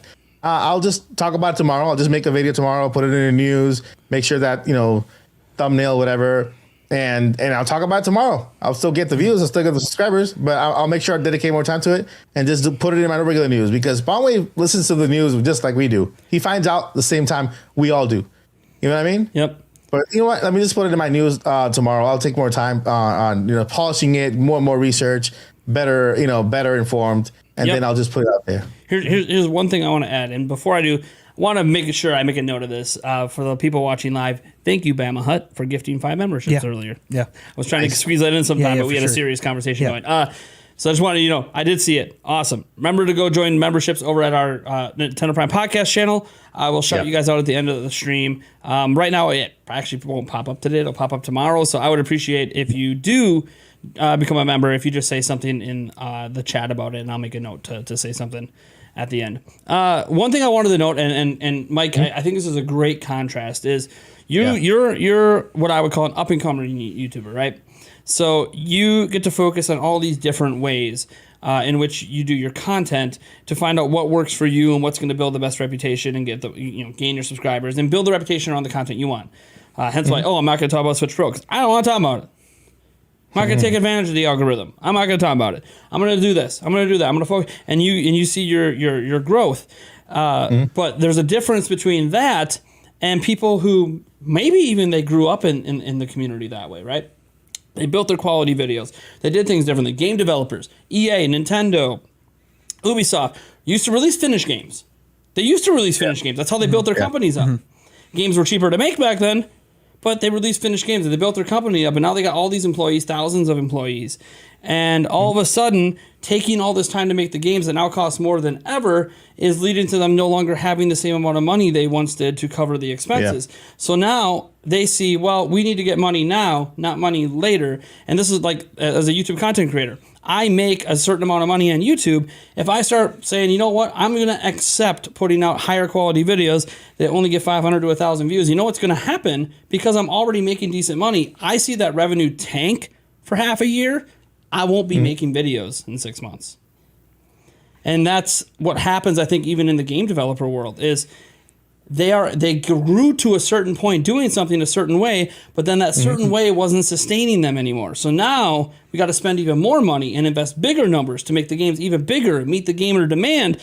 But now we can't afford to really keep doing that. So we got to get the game out so we can get the cash flow back in and get our investors paid off, so they stop, firing all the interest rates and taxes at us, making us, hey, they borrowed us $100 million. Now we're paying them back $300 million because we're delivering the game way later than we promised.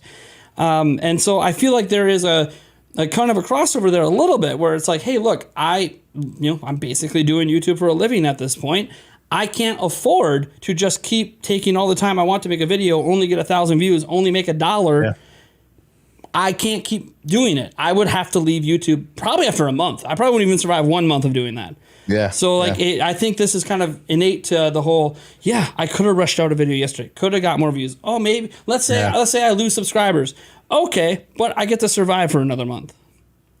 Yeah. It's kind of a catch-20. And this is why I always tell people when you're getting into content creation, don't do it for a living. Don't go into it even thinking you're going to make $1. If you happen to, and you get to a point that you can do it for a living, that's awesome. Because that's the risky part of being a content creator. And risky part of running big multi-billion-dollar businesses.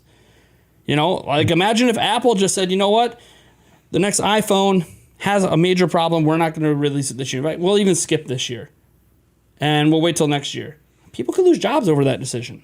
Oh, yeah, for sure. They got to get the product out. They got to keep the yearly release. Sure. So it's kind of by the way, I'm not saying that Apple does that, but hey, there are some iPhone generations that aren't that great compared to others.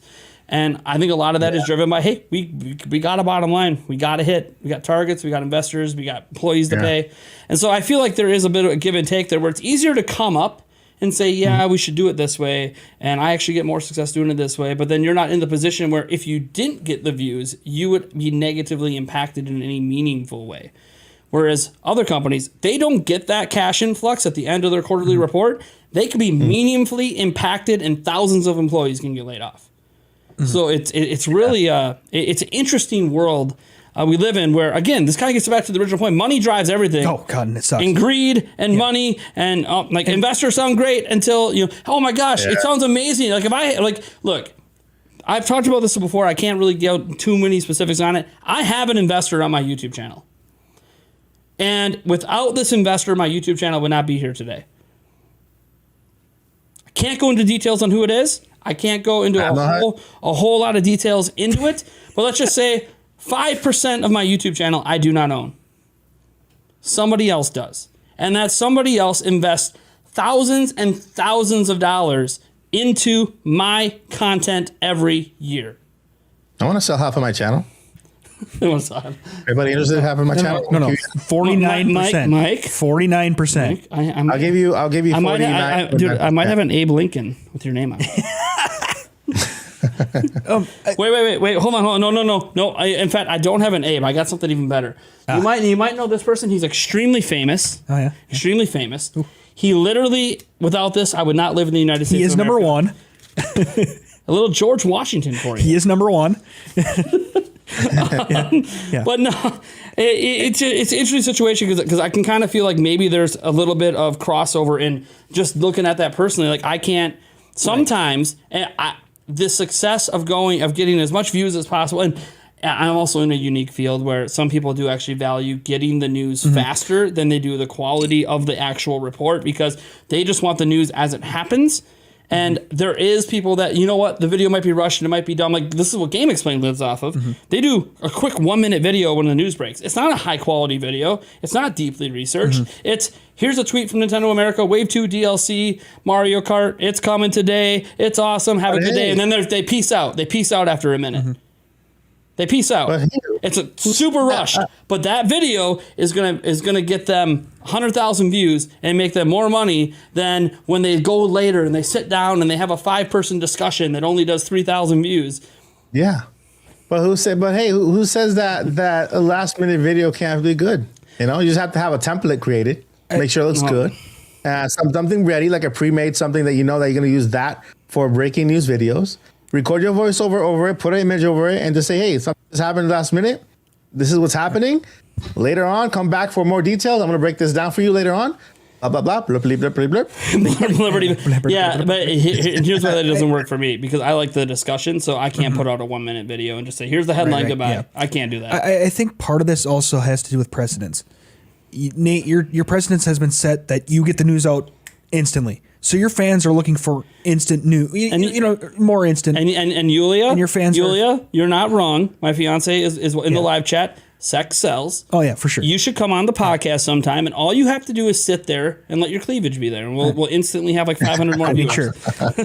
But I can't help it. It just is what it is. Like let me tell you right now. If I was sexy as hell with a 6-pack, you think I'd be even wearing a shirt right now? My shirt would be off. I would just have the overcoat on. I'd be glistening. I'd oil the body up, let the light bounce off. Nate, we all have cleavages, so we just all have. We can all let our cleavage hang out together. Put them together. Right. It would be a cleavage podcast. I could have her on too. I can hook up 4 microphones now. Put a bag over our faces. Use a voice changer, and kind of show ourselves like this. Yeah. And that people will not know. They'll think that wow. Those zoom ins when people take like an image of their pits and they think it's like some girl's ass, and then it backs out and it's like nope, it's some hairy dude's. Or hot dogs or legs. Oh my god! All right, we need to get on to. Oh wait, just the precedence. Your precedence has been set that you get the news out right away, and that's what you're pretty close. As soon as you can. And that's what your audience expects. Mike here, he waits a day, and that's what he's setting as his precedent. Yeah. Right? Yeah. Well, I mean, that's like what Spawnwave did. Right. He set a precedence. You know what? For 5 straight years, I'm releasing news at 8 a.m. the next day after it happens. Oh, I'm well aware. You all on my social media accounts. You'll see me make comments on it. But hey, my video, no matter what the news is, it could be breaking news. Microsoft just bought Sony. Yeah. Breaking news. Yeah. He ain't going to talk about it till tomorrow, and everybody knows it. Right, and that's the precedent set, and that's what I set my precedence on voiceover still images. Yep. 2 years ago. Yes. No, 4 years ago. Voiceover still images, news out right away. Oh my gosh, can you believe it? I'm excited. Let's get hyped and join me for Splatoon tonight. Goodbye. Right. And that's what your audience is built on, and that's what they expect. So when it changes, I can understand why it's not, why you don't get the views. things like that. But and then the precedence has now been set that you can release not completed games. Yep, precedent has been set that they can release and be fine. And they're fine. The thing, oh no, this game I released, this Assassin's Creed thing, only sold 15 million. Yeah, well, the OG Assassin's Creed sold 3. So I mean, what are we even talking about here? Like, so it's to them, it's still a win-win. So yeah, if there's somebody that can grow up on the precedence of we are going to release fantastic games when they're built and ready to go, and that's what they set, and that's their expectation for their company, and they can start building to some of these bigger company sizes, maybe there will be more that will follow. But right now, it is the precedence is set that I can release a game in a broken state. People are going to pay money out the ass for it. We can charge them. We can charge them to update it later. Yeah, because it's kind of like Mr. Beast. I can't imagine being him because every video has to top the last one. And he views it that way. He views every new video I release needs to be the biggest, best video I've ever done. And like, imagine that, he just says, you know what, he just randomly went outside and handed a homeless person $5,000. And he said, you know what, let's make a video. Can't, already did that. Mm-hmm. And if he did that, well, gee, you're a YouTuber giving away millions of dollars. Why are you only giving them $5,000? Why aren't you buying them a home? Why aren't you buying them a Mercedes? Right, it doesn't matter. He can't go back and do stuff like that anymore. It's always got to be the next biggest thing, the next biggest, and because that's what he set up his channel as. So if he started shifting to say, look, I need to get out videos more often, get more cash flow now, it would actually hurt and his videos wouldn't get as many views. But that's because he built it up a certain way. I built up my channel doing quick news, so now that I'm like, all right, well, now that I have more time and I want to do things bigger and better and higher quality, microphones and audio systems, that's all cool, but that doesn't mean it's going to translate to views. It's still, like, my audience is still very much, get the news out now or we ain't going to launch. Right. You have a point there, Eric. Mm-hmm. I think there's hope when it comes to setting a precedent. Some developer out there developing a really good game should be brave enough to delay a game and then delay it again if possible to get out a complete game so that everybody else could see the benefits of that, including investors. Mm-hmm. And then from moving that thing is that right now money is so powerful that no developer company they're not going to try it is willing. Yeah. You know what I mean? Unless they start small and keep going and doing this is what I've told people. I have a lot of really cool ideas that I'm willing to risk losing revenue and lowering revenue to get. But I really got to hit a certain threshold before I'm willing to take that risk and be like, look, I can actually make 40% less and be fine. So I can go ahead and take a risk on Prime Gaming Show and other things like this that are going to make less money right now, but could make more money long haul. So there's a lot of stuff like that. So I want to get to our next topic here because we do have some more gaming related stuff because Xenoblade Chronicles 3 comes out this week. Woo! Are you excited, everybody? How about those reviews? Crazy, man. 89 on Metacritic, one of the highest rated AAA games of the year. No, not as high as Elden Ring. Probably not going to beat out Elden Ring for Game of the Year anywhere but Nintendo websites. But it could get nominated. If Metroid Dread could get nominated last year, it could get nominated. So it could make something. Yep. So it has 89 on Metacritic. It's really only held down by 3 reviews. Eliminate those 3 reviews, it's actually 93, but you can't eliminate them. They do exist. An 88 on OpenCritic. Let me see. There was 68 total reviews at the time I wrote this down on Metacritic and 58 on OpenCritic. 1 point behind the Xenoblade Chronicles Definitive Edition on OpenCritic. They don't have an actual review rating for the original release back on Wii because OpenCritic didn't really exist back then. People wonder, why does OpenCritic even exist? Well, Metacritic's review scale is weighted. So certain review outlets, their review counts more than others. So OpenCritic said, hey, we don't like that. Why don't we just weight all reviews the same? Let's actually just take the scores and give you a real average. But either way, it's 89 versus 88, so it ends up working out. They're within a point of each other, so that means that it kind of checks out. Game's probably pretty damn legit. Digital Foundry did their review, which is more of a tech analysis, and they said it's the most impressive game technically that they've seen from the Monolith Soft team, and that they're using certain techniques to sort of mimic anti-aliasing that they did in such a way that works so well on Switch, and because Monolith Soft helps with Breath of the Wild, that they think it might actually be applied to Breath of the Wild too. One negative note of that, because they go over the negatives and the positives. The negative of that is it seemed to introduce a little bit of warbling effect, if you guys know what that means. If you don't know what it means, look it up. When you're running around in motion, there's a little bit of warbling, especially if it's pointed out to you. Otherwise, you probably won't notice it if people don't point it out, unless you're super sensitive to that kind of thing. And that's specifically related to their anti-aliasing, they claim anyways. But most games from Nintendo don't have anti-aliasing, so I just appreciate that they're attempting to do something to get rid of the jaggies. And it runs in a higher resolution than Xenoblade Chronicles 2 and yada, yada, yada. So I wanted to just kind of see, I want to do a hype check, okay? Not Eric's kind of game. I don't think it's Mike's kind of game. And it's not my kind of game. It is my kind of game. It is? Did you play 1 and 2? Or X?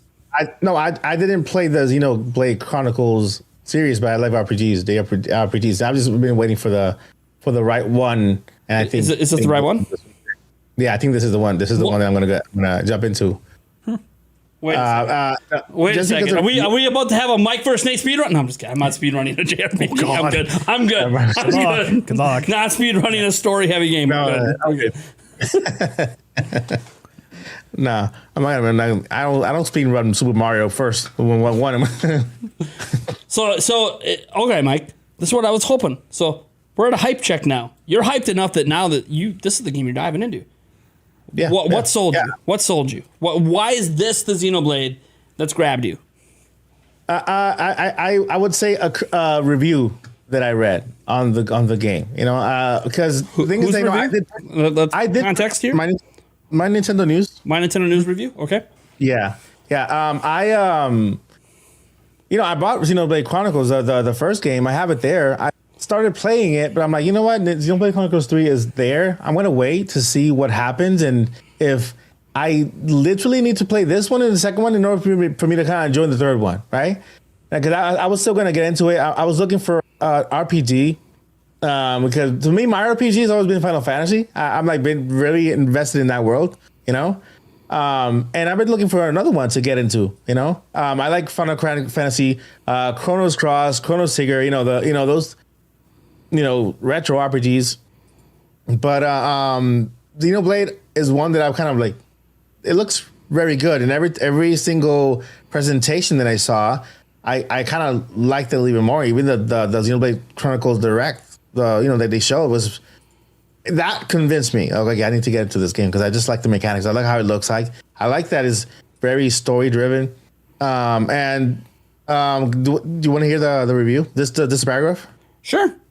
So it says nowadays there are really two types of video games that produce one that are created as cheap as efficiently as possible with the intent of generating a large profit, and one created with genuine love and passion with the intent of putting out a great product. I'm happy to report that Xenoblade Chronicles 3 is most certainly much preferred latter. The Monolith Soft and Nintendo providing what can only be described as an absolutely masterfully crafted experience. Everything from the graphics to the story is nothing short of brilliant, coming together in the form of what an almost perfect JRPG. Even if you've never played a Xenoblade game before, I wholeheartedly recommend picking up Xenoblade Chronicles 3 when it launches on the Switch tomorrow. So that first paragraph got me, like completely got me. Like, okay, this is first thing I was worried about not having been part of the series before, but you don't have to. Anyone who's played Xenoblade can tell you that doesn't matter. Yeah, exactly. So that itself, like, you know what, just completely convinced me. I'm gonna jump in, and yeah, I'm excited. I'm super excited for it. I don't know what to expect. I'm looking forward to the journey. Man, I'm excited about it. Dude, that's awesome. Yeah. I literally didn't think. I thought I was the only one at the table buying the game. Yeah. Unless Nintendo, I did request a copy, but I don't think Nintendo's giving it to me. There's been too much demand, especially now that reviews dropped. Yeah. Everybody wants it, so right. It's fine. Yeah. I don't mind giving my money to Nintendo for this. It looks, all the reviews check out. This is an example of a non-rushed game, which is shocking because, hey, we got Xenoblade 2 and then Definitive Edition. Now we got 3. Like, people think, oh, man, they're busting out these games real fast. Yeah. Every review tells you they took their damn time. This is a finished product. So for all the people out there complaining about finished products, look, you can Warbling or it's not 60 FPS. This is a finished product. I'm excited, man. I'm excited for the story because I mean, just getting involved and I already saw some. I completely stayed away from any footage or any type of spoilers or leaks out there. Just because of it, just because I'm looking for that next RPG to grab me like Final Fantasy did. Final Fantasy VII was like to me the major Final Fantasy story that grabbed me completely. Just immersed me into that game. And I've been looking for the next game to do that since that. You know what I mean? And then reading the reviews, which focus much more on the storytelling of the game, the graphics, everything. Then it's getting me excited as I go. So. That's why I'm actually jumping into this game, just because of that. And maybe after that, I'll go ahead. After I finish this one, I'll probably go play the second one and the first one. But yeah, all on man. Switch except for X, unfortunately. Yeah, I saw that there was a what's that about? X, that's a Wii U exclusive. Okay, I got the Wii U. Yeah, there's some people. Buy it quick. There's some people at Monolith. I know, right? There's some people in power at Monolith that actually don't like that game, and apparently that might be why it hasn't been ported yet. But I don't know. It is different than Xenoblade 1 and 2. Yeah. But I mean, it's still really damn good. Like really damn good. So go buy it quick. Is there a physical copy? Yeah. Oh yeah. Yep, there's a physical copy on Wii U. Yep. Yeah, because if I actually love, especially if you like mechs, there's a whole mech mechanic in it. Okay, yeah.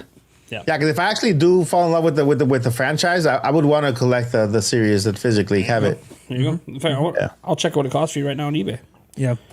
I know I just watched the trailer again, and just because it's not my type of game doesn't mean that I can't say, hey, this game looks phenomenal. $53 on eBay, by the way, for X. Oh, that's too expensive.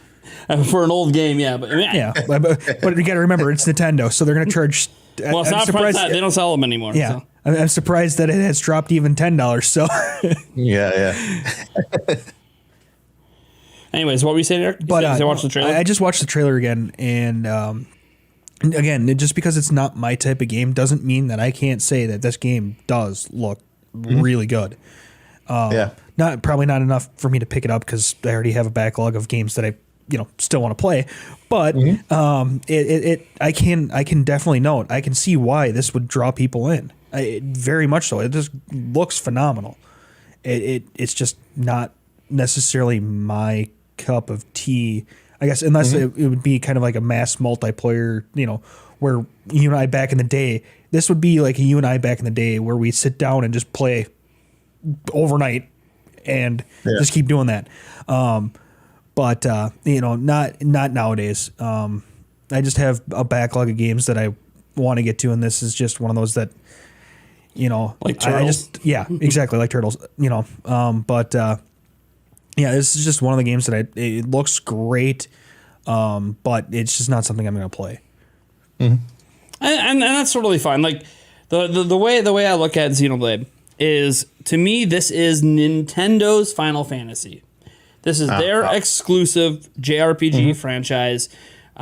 Came out recently with Wii. Obviously, we had to kind of port bag to get it over here in the US, but since then, it's definitely grown into a staple that I think Monolith and Nintendo would like to see grow like Final Fantasy. Final Fantasy is huge.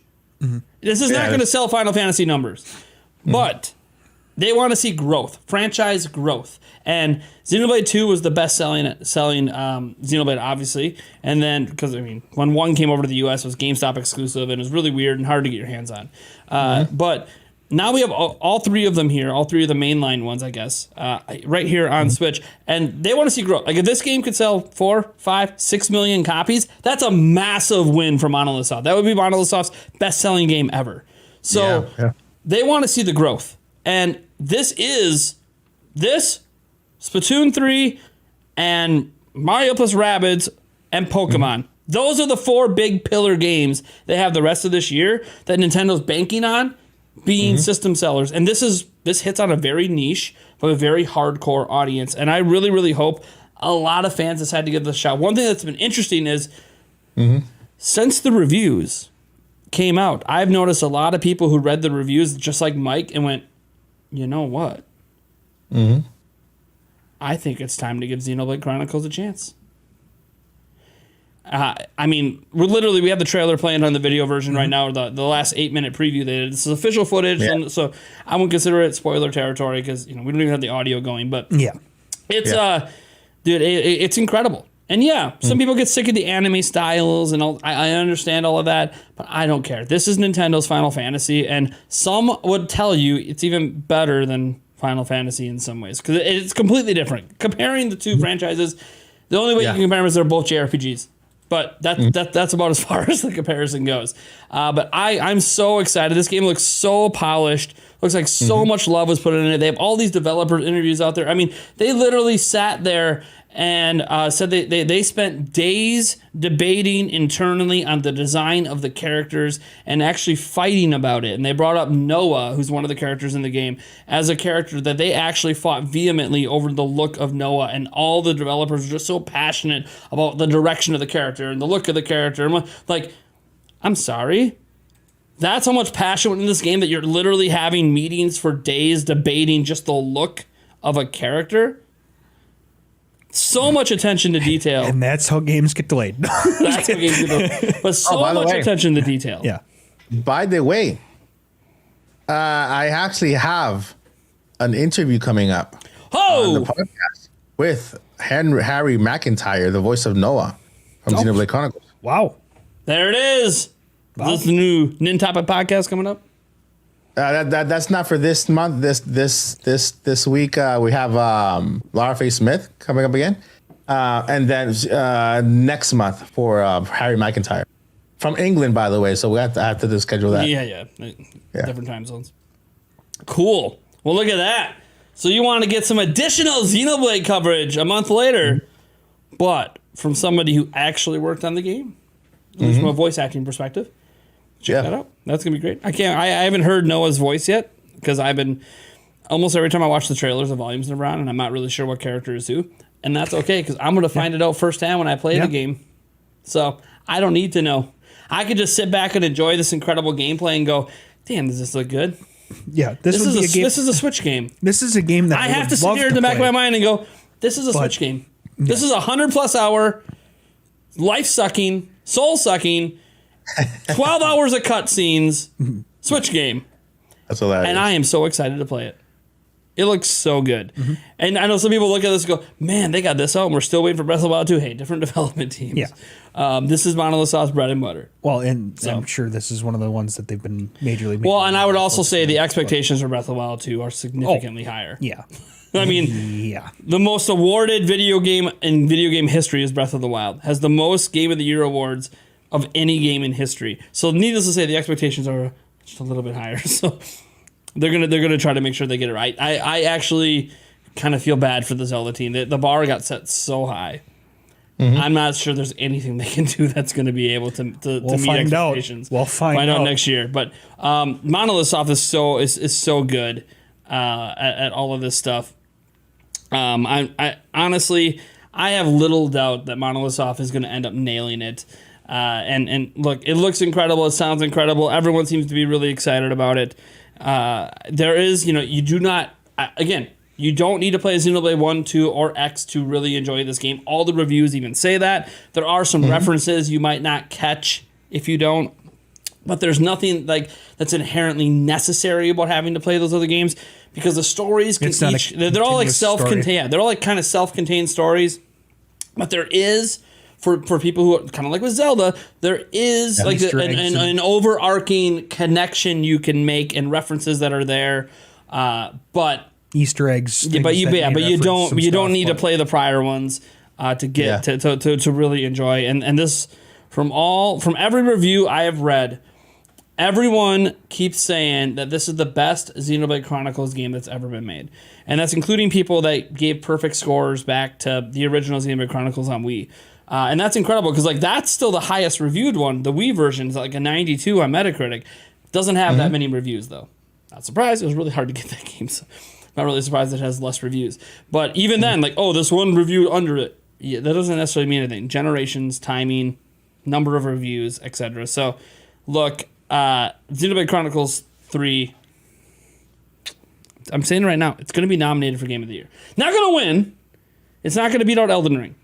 And I'll be interested if God of War Ragnarok can get rated as high as Elden Ring and actually have a shot to unseat it. But because God of War Ragnarok, I think, so as long as they don't mess the game up, it will probably be up there for Game of the Year as well. But I think that this will be Nintendo's game that'll make it in, and it's going to be interesting just to see the conversations around this game continue the rest of this year. And obviously, for Monolith Soft, it doesn't matter that this isn't going to win Game of the Year at the Game Awards. But if it can get nominated, that is such a boost to the Monolith Soft team to know that we have a Game of the Year nominated game. Yep. The Metroid Dread team and all that, they were on Twitter. They knew they weren't going to win Game of the Year last year, but they were so thrilled to be nominated because it's such an honor to the game developers to be recognized by gamers and the video game media as you made one of the best games in the year our game came out. And so good, in fact, that it actually got votes to be the best game of the year. Like that it doesn't matter if they win. Obviously, when they do win, it's incredible. But all that matters to them is we were that honored that our game got to be up there and even in the conversation with Elden Ring. Like that is incredible honor. So I got a feeling this is going to be up there. The review score is backing it up. I haven't seen much else that's come out so far this year that's going to get nominated besides Elden Ring and I think God of War. And there'll be there'll be a big indie game that makes it in. So we'll see what happens. But I'm really, really excited for this game. It is something I am massively looking forward to. Just wait till Friday. I'll be live streaming it here on the channel. Get to our last topic because it's already been brought up briefly, but I want to get you guys' thoughts. Rumor has it that Sony's attempting to buy Square Enix, and this comes from not just anybody. This isn't like, your Silex Hunter on Twitter or, your Emily Rogers or something. This actually comes from the founder of Eidos Montreal that recently was sold by Square Enix. So the founder said, hey, when I was working there, I heard rumblings that Sony's trying to buy Square Enix and that Sony doesn't want the Western studios. Conveniently, Square Enix has now sold off all their Western studios. They're also making Final Fantasy 16 exclusively for PlayStation 5. They're also the ones that always get all of the benefits with Kingdom Hearts. And they never have to question if they're getting Kingdom Hearts. They're getting the next Kingdom Hearts. It's happening. So people go, can Sony buy Square Enix? Well, yes, Sony can. Square Enix is only worth $5.45 billion. And billions of dollars is a lot of money. Only worth. Well, Nintendo has $10 billion in the bank, and they're worth $60. Nintendo could literally buy them and not even sneeze. Now, to be fair, you can't just want to buy someone and get it. The major investors have to be willing to sell. So if it's going to make them money, then well, yeah, but they could go, do I want to cash out now, or do I think I'll make more money long term if I hold on? So the investor, that's up to investors to decide. And typically, if the executive branch is the one that convinces the investors that, hey, now's the right time, let's get out, let's cash out, let's peace out, they can take the company. So this obviously spurred a lot of conversations, a lot of thoughts. A lot of Sony fans obviously pretty excited if this happens because this could mean you're going to get Dragon Quest exclusive. You're going to get all the Final Fantasies, all of this. Maybe you even get the team that's doing the Octopath Travelers and all that, and you can get all those games. And then it's also have Nintendo fans in particular. Xbox fans, weirdly not that concerned. Then again, they kind of don't really get a whole lot of Square Enix games anyways. So I suppose for them it's hard to really complain about something they already don't really get much of. But for Nintendo fans, there's been a lot of concern because obviously, while we're not getting Final Fantasy and we got the really crappy versions of Kingdom Hearts, bottom line is we did get Octopath Traveler before everybody else. We did get Triangle Strategy before everyone else. We did get Live Alive before everyone else. So there is a working partnership there where we are getting some stuff from Square Enix. Bravely Default, as an example, another one. So there has been some concern over it. The only thing, and I brought this up in my video today that nobody watched, so I'll bring it up again. The one thing I will say is that Shintaro Furukawa has talked about acquisitions after the Activision Blizzard thing. They were asked at an investor meeting, hey, what are you guys going to acquire studios? What's going on? He's like, oh, we don't really operate this way. However, if anybody attempts to buy out one of our partner companies, yeah, we're getting involved. Yep.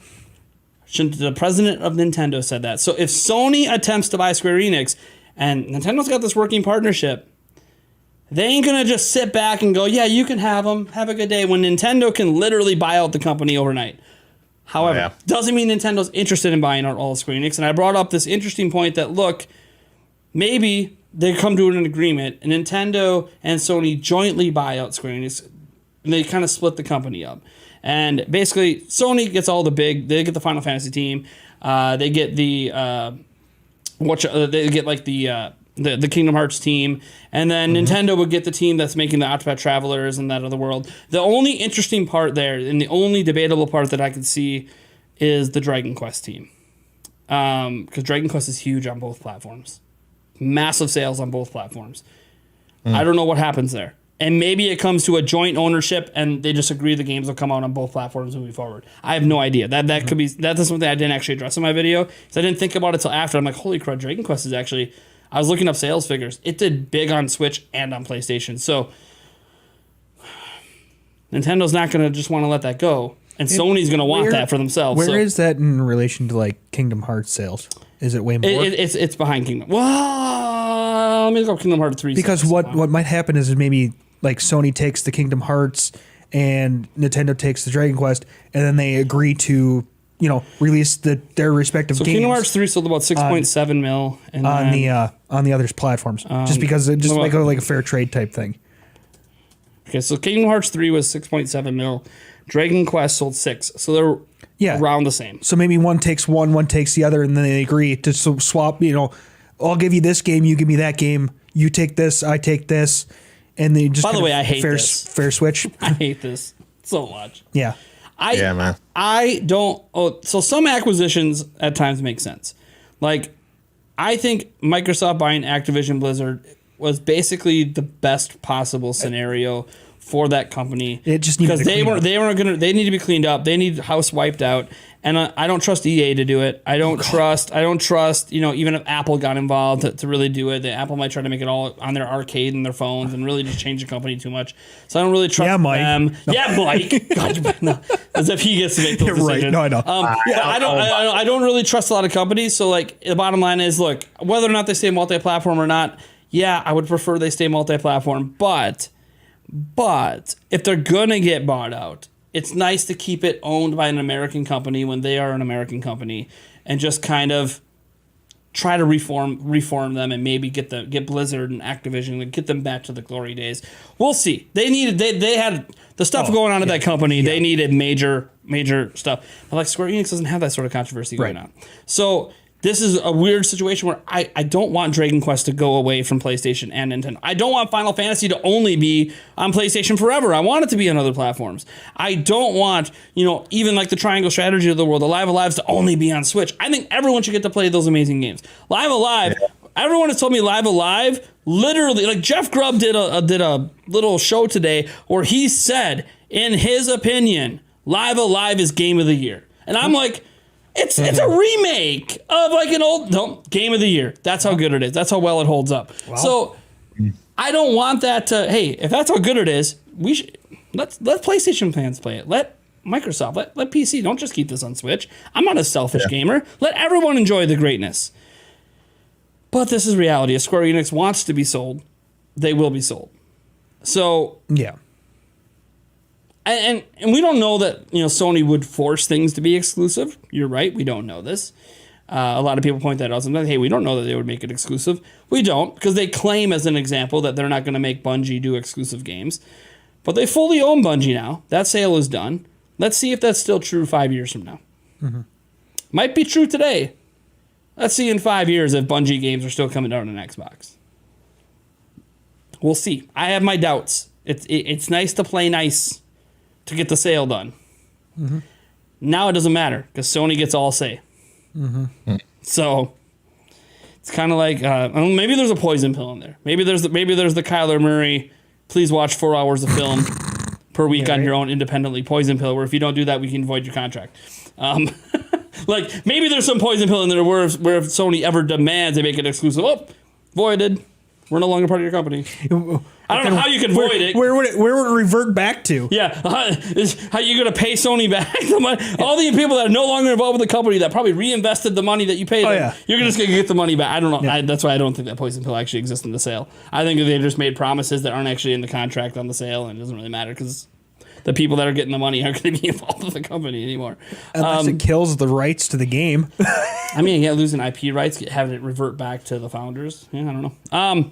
Anyways, I don't know what they could do for a poison pill if there even is one. I don't actually think there is. So that's why I said let's just wait and see. It's kind of like Microsoft saying, "Oh yeah, don't worry, Call of Duty will stay multi-platform." Yeah, all right, let's see in 5 years.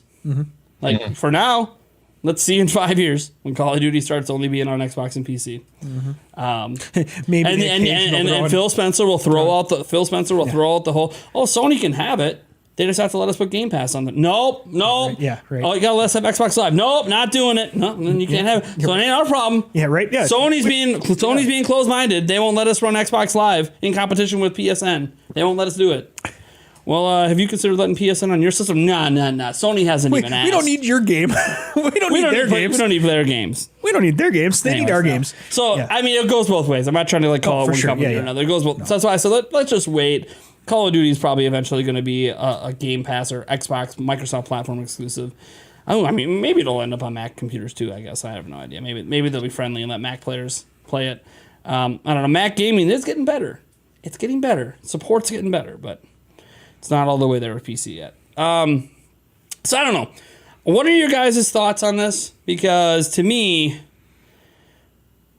this is one of the first acquisitions where I'm kind of I'm kind of nervous. Your butthole's puckering a little bit. Yeah, I'm a little nervous.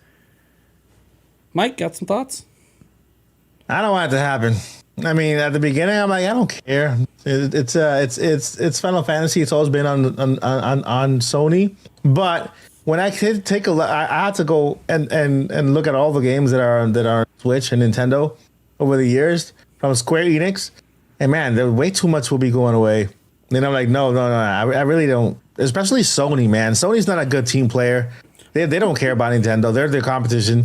No. So I mean, they won't be buying Square Enix because you guys all buy your Dragon Quest builders and stuff in Japan on your Switch. Guess what? Now you want it. You gotta get PlayStation.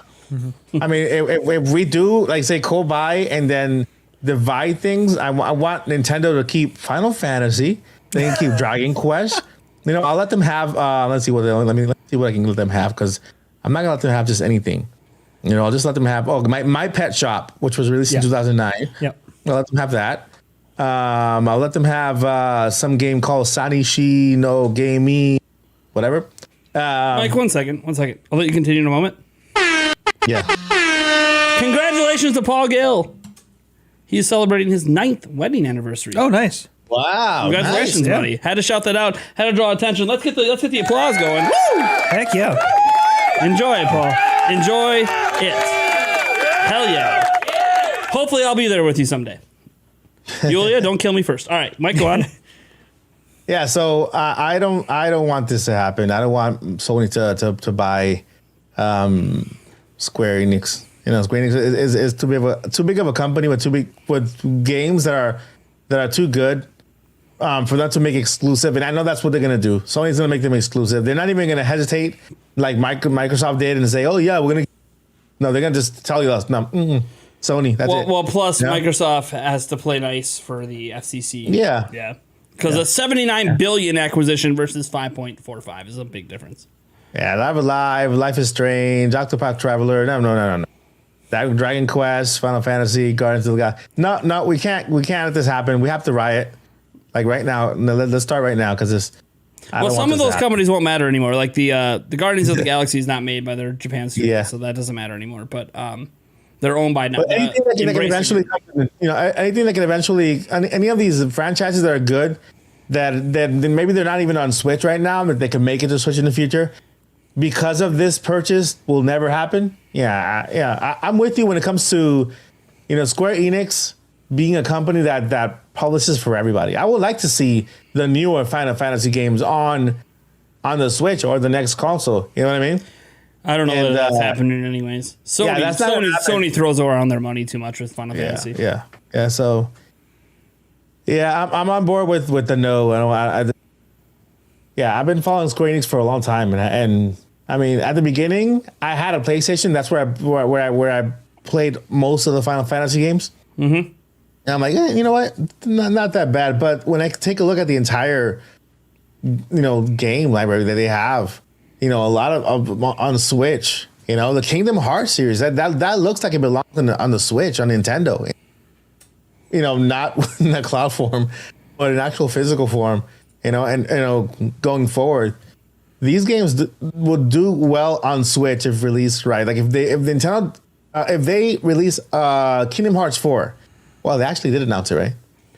Yes, Kingdom Hearts 4 has been announced. Yes. Did they announce where it's coming from? Or is it exclusive to Sony? Also? There's no platforms announced right now. So it's pretty far off. Exactly, and there's a possibility this game could make it to the Switch or the next gen console, right? Let's hope. But if Sony, not a cloud version, I swear. If it's another cloud version, I'll riot. If Sony I will fly to Japan and riot in front of their headquarters. Just Nate standing out. It'll just be me with one picket sign. With one English picket sign they can't even read. Yeah, right. Yeah. One picket.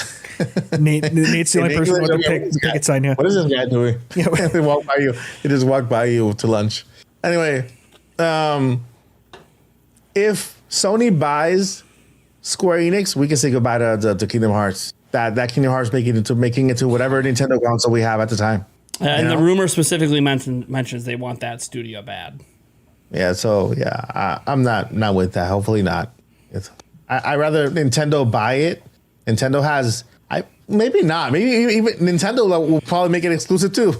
I'd rather, I'd rather they stay together. Like they stay how they are now, or even a third party company buy them that is not affiliated with anybody. Even Microsoft. Microsoft is really good at playing with other people. Mm-hmm. Again, we'll see how nice Microsoft really is. But then again, they bought a lot of studios that are only making games for them now. So.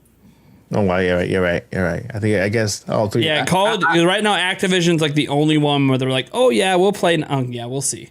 Give it 5 years, we'll see. Yeah, I don't think anybody should buy Square Enix. Not even Nintendo. But it is interesting to think like if this is going down, I do think Nintendo would get on the phone and be like, wait a second, what's the offer?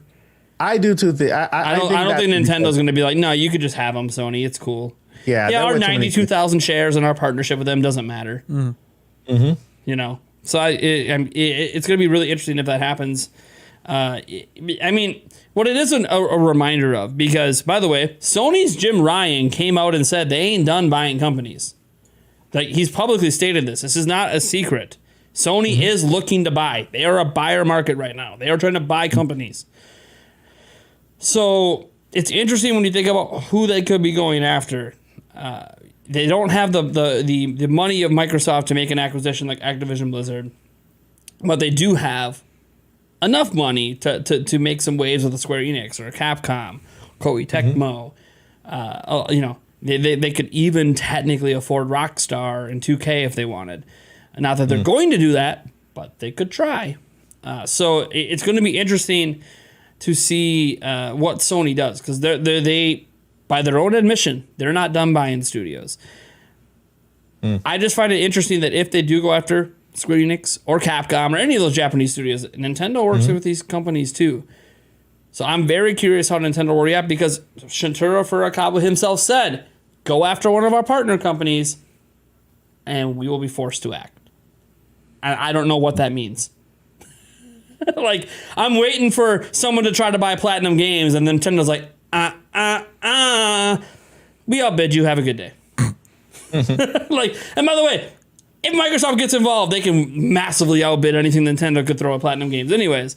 But, there is a point where, like, the investment just becomes too ridiculous for either side to realistically offer it.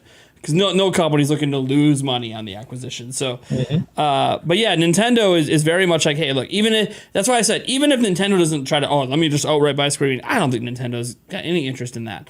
But will they try to buy certain studios within the company to maintain those games on their platform?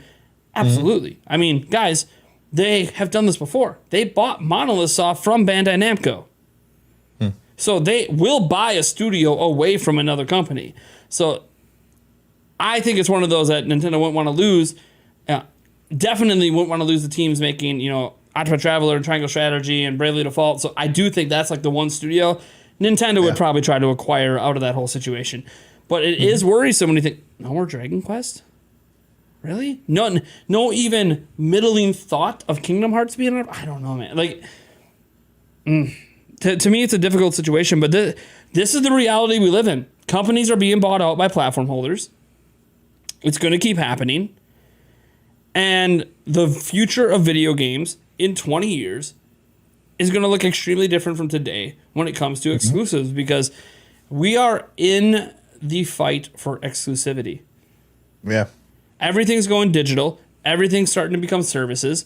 And as we see with TV, that means exclusives matter most. They matter more now than ever. You want people to subscribe to your service, then you got to have the exclusives they want. Why could Disney Plus get away with splitting away from Netflix? Because they have enough content people want. So people will subscribe to them to watch their content. What did that happen with Netflix? Well, now Netflix is struggling, and they're trying to make sure that they have enough content people want to watch, so they stop losing subscribers because they don't have enough content. Enough great content. Correction. They have tons of content coming out, but some people are like, the quality of it seems to be going down. Yeah. And believe it or not, old shows really make people faithful to networks like this, because when they had The Office, they had all this on Netflix, people were like just going to them. Once they stripped Netflix, so many people that's what's happening. All the companies are doing their own streaming services, so they're stripping all the content.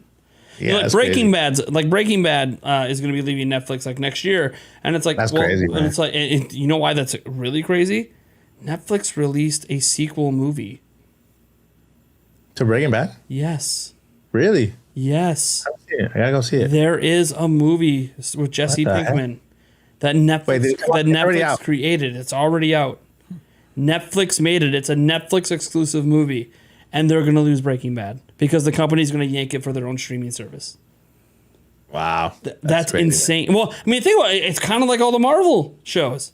Netflix made all those Marvel shows, and they still yanked away the characters. I'm glad to find out that we are going to get Daredevil back. That's cool. But thank you, Disney, for at least bringing back one of the characters. I'd love to see 18 episodes. Crazy. Yeah, we'll see if they bring back. I'll just see if they do it as well as Netflix did, and see, because the big thing about that show is it was very mature. So I really hope they stick with the more mature themes and they don't try to make it too family friendly. But then again, they were supposedly getting another rated R Deadpool. So we'll see. I'll say this: the one thing I think about rated R Deadpool and why I think it'll work is I think Ryan Reynolds, if Disney tries to Disney-fy it too much, I think he'll walk. Oh yeah. I don't think Ryan Reynolds, he owns that character basically. I ain't gonna play no dumbed down, family friendly version of this character. That's not what this character is. You do that, I'm out. And if he's out, your movie's tanking. So you might as well just cancel it. So I do think that movie's going to end up being pretty good because Ryan Reynolds will kind of have some faith in him to make sure that character is going to stay faithful. Yeah. Ryan Reynolds that crazy. He would walk. It don't matter how much money he'll walk. He'll walk. He loves that character too much. Because he even said he wasn't sure if he'd ever get to play the character again because is Disney going to really be okay with a rated R movie like this? That has some of the inappropriate jokes that aren't necessarily PC. He don't care. Deadpool don't care in the comics either. So he can't politically correct. He'll say whatever the hell he feels like saying. Go read the comics, guys. Deadpool is awesome. He's awesome. Deadpool naive angel mode guy. I really hope there's no naive. Yes, they released a censored. It wasn't a joke. Didn't they release like a censored version of the one Deadpool? It was a total joke. It was hilarious. Yeah. It was a Deadpool Christmas special. Straight beeping. It's just one. The whole movie is just one straight beep. Hi, I'm mother Deadpool. Yeah, right. But there is a naive angel mode for everything. It's called Vid Angel. It's like Netflix, but you can actually censor what you want to take out of a movie. So it's like what? It's like AI driven, and it's like Netflix. They have all the movies. So can you go? Hold on. Can this work in the opposite way though? Let's say you're a horny teenager and you just want to see boobies. Can you tell the AI, I just want all the nude scenes and nothing else? You can. Ha! Oh my gosh! Where was this when I was a kid? Oh my god! What is this called? Hold on. The thing is that VidAngel is more for people who want to take it away than add to it. Yeah, but it can work that way. Yeah, but you can. Yeah, you can kind of like take away everything, but that and that's skip unacceptable scenes on Netflix. Want to get rid of sexual content? What if I only want only sexual content? So they're advertising is taking it away, but can it work the other? How the filter works? Hold on. Oh boy, hold on. Let's look at this together, guys. How the filter works. So all right, quick one. This reminds me of the video that you watched earlier that you hadn't seen before, where they censored the count.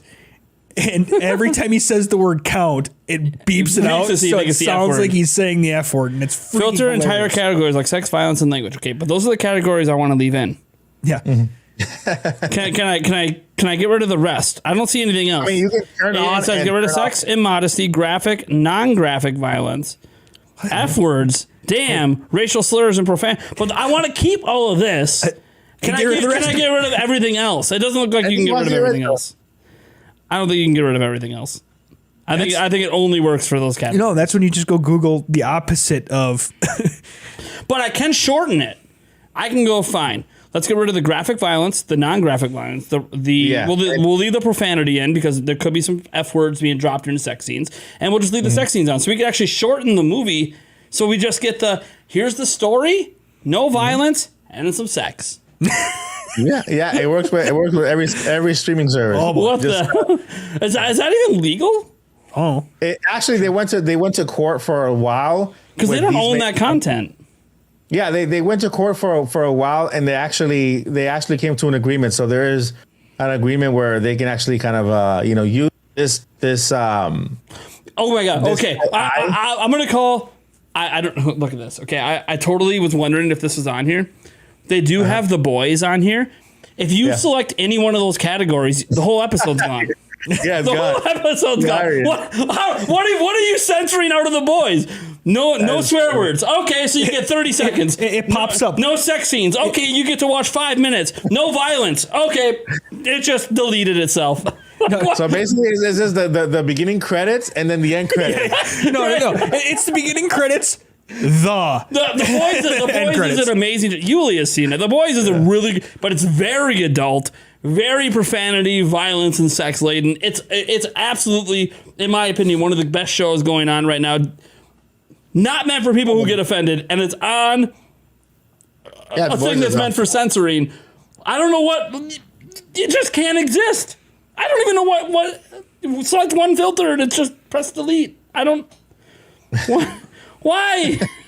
I use it. Listen. I use it, for example, if I want to watch any show that has profanity in it, I just turn off that one.